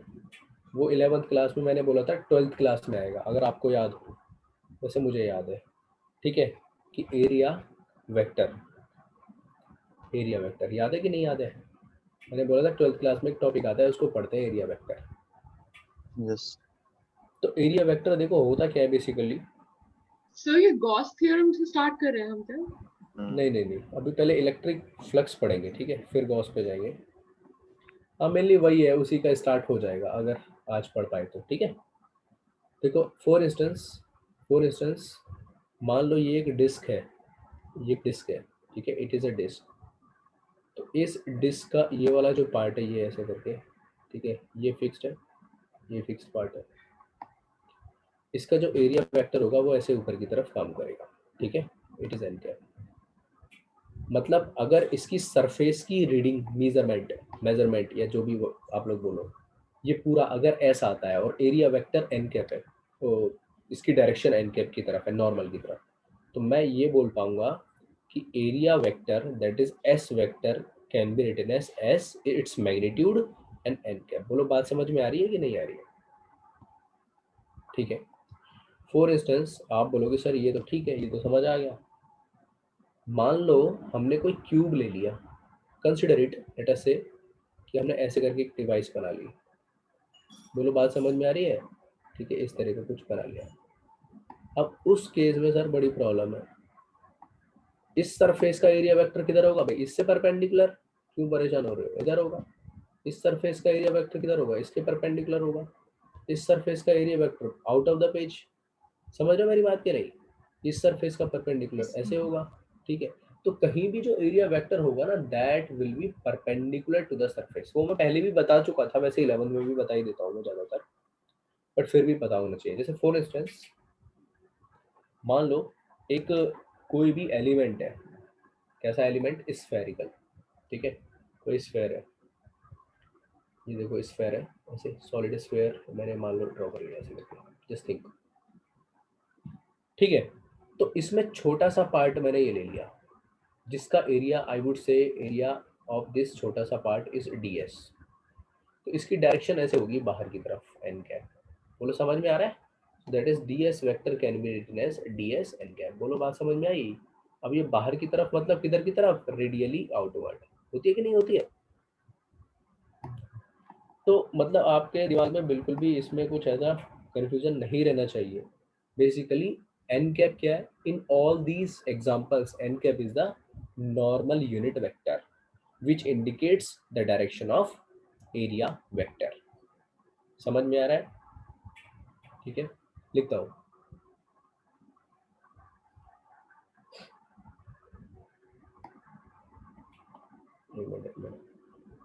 the direction of area vector is always perpendicular to the surface, to the plane। समझ में आ रहा है? अब एग्जाम्पल तीनों बता दिए भाई, इसमें कोई दिक्कत आपको नहीं होनी चाहिए, आई होप। इसके बाद हम पढ़ते हैं इलेक्ट्रिक फ्लक्स, ठीक है। तो देखो इलेक्ट्रिक फ्लक्स क्या होता है, कोई डिफाइन करेगा? इलेक्ट्रिक फ्लक्स क्या होता है? Will anybody define? Sir, electric field and passing through given area. Correct, ठीक है ना। चलो देखते हैं। Basically area as a vector we have done, इतना ही पार्ट हमारा चलता है। हम बात कर रहे हैं इलेक्ट्रिक फ्लक्स की। इलेक्ट्रिक फ्लक्स, ठीक है। तो वो electric flux is very very important.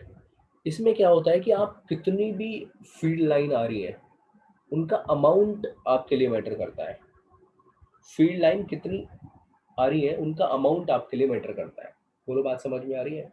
आप बोलोगे सर हम तो काउंट कर ही नहीं सकते हैं। नहीं नहीं नहीं, वो काउंट नहीं करना है, मतलब उससे हमें एक आइडिया लगेगा कि इलेक्ट्रिक फील्ड की स्ट्रेंथ इतनी है इसमें। समझ में आ रहा है? बेसिकली आप कुछ भी ऐसे ट्रीट करिए, जैसे कुछ भी ऐसे ट्रीट करिए, फॉर एग्जांपल एक ऐसे सोचिए, एक छोटा सा चार्ज है, पॉइंट चार्ज क्यू, इससे फील्ड लाइन ऐसे रेडियली आउटवर्ड निकल रही है, ठीक है, क्योंकि प्लस चार्ज है, माइनस होता तो अंदर जाती, ऐसे निकल रही फील्ड लाइन। तो अब चारों तरफ कितना फ्लक्स है भाई, क्या मतलब इसका फ्लक्स का? अब मैं ऐसे वर्चुअली सोचूंगा, देखो ध्यान से सुनिए, वर्चुअली मैं अज्यूम करूंगा कि मान लो इसके चारों तरफ एक ऐसा स्फीयर मान लो जो कि इक्विपोटेंशियल सरफेस के जैसा हो। बोलो बात समझ में आ रही है ना? इस चार्ज को एक बॉल के अंदर बिल्कुल सेंटर पे रख दूं, एक बॉल है क्रिकेट वाली, ठीक है, उसके अंदर बिल्कुल सेंटर पे एक चार्ज को रख दिया, तो उस चार्ज से फील्ड लाइन चारों डायरेक्शन में बाहर की तरफ निकल रही है। तो दीवार ऑफ बॉल, मतलब समझ रहे हो ना, बॉल की जो दीवार है, वॉल ऑफ बॉल, ठीक है, तो बॉल की वॉल से बाहर की तरफ फील्ड लाइंस निकलेंगी, ठीक है।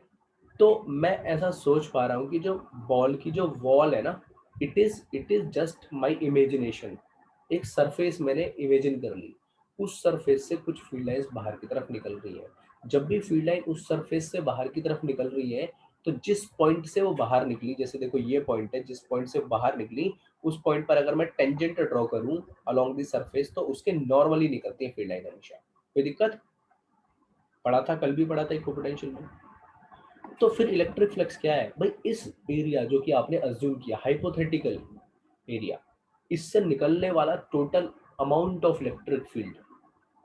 कुछ बुक्स में ये भी लिखा रहता है number of field lines, that is also correct, but number of field lines we can not count, we can get the idea of number of field lines only. जितनी भी नंबर ऑफ फील्ड लाइन उस hypothetical area से बाहर की तरफ निकल रही है ना, उनको एज ए होल हम क्या बोलते हैं बताओ? इलेक्ट्रिक फ्लक्स बोलते हैं। Is the point clear? ठीक है। तो इलेक्ट्रिक फ्लक्स ऐसा नहीं है कि उसकी केवल एक सर्टेन डेफिनेशन में दे पाऊंगा, नहीं, ठीक है, वो अलग अलग तरीके से उसको पढ़ सकते हैं और मैं हर तरीके से पढ़ाऊंगा, ठीक है। तो सबसे पहले सिंपल लैंग्वेज में लिखिए आप लोग, इलेक्ट्रिक फ्लक्स क्या होता है, इलेक्ट्रिक फ्लक्स क्या होता है, ठीक है, लिखो, any group of electric field lines, any group of electric field lines, any group of electric field lines passing through a given surface, passing through a given surface, passing through a given surface, passing through a given surface, ठीक है, passing through a given surface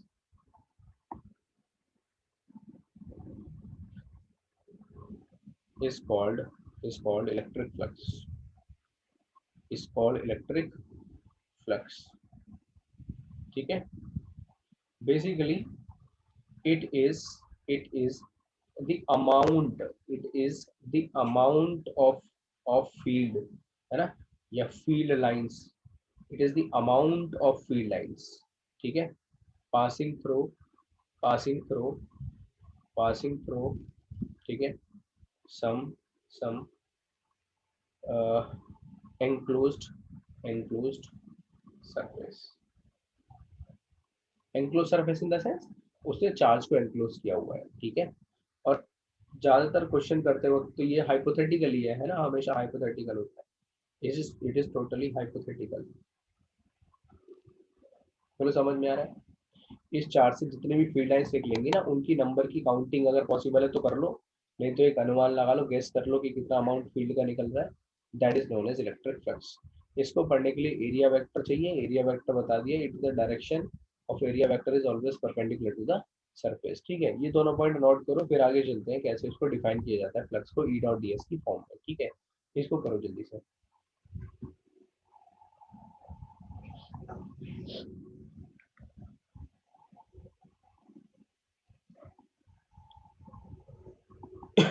ये note कर लो तो तुरंत बता दो भाई।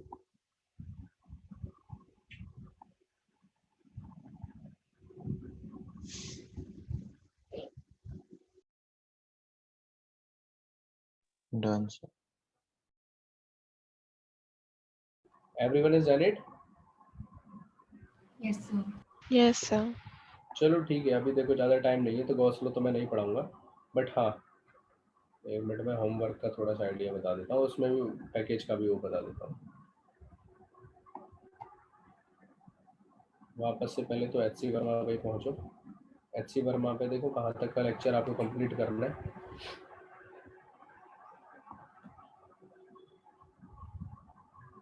ये देखो लेक्चर 1 हो गया, 2 हो गया, 3 हो गया, 4 हो गया, 5 तक का वर्क आप लोग कंप्लीट करिए, मतलब 4 और 5 हो गए इस वीक के लिए। क्लियर है? 4 और 5 हो गए इस वीक के लिए। नेक्स्ट वीक हम लोग लगभग 3 लेक्चर कवर कर लेंगे ना। आज हमारा गोस्लो हो जाता ऑब्वियस, बट कल और आज थोड़ी स्पीड स्लो ही रखी है मैंने पढ़ाने की, ठीक है? तो नेक्स्ट वीक जो है हमारा ये वाला पार्ट 4 से लेके 5 क्लासेस तो लगेंगी, ठीक है? वही 9 से लेके 10 क्लास लग जाती है भाई, ठीक है? तो आप लोगों का होमवर्क मैंने बता दिया है। The homework is that you have to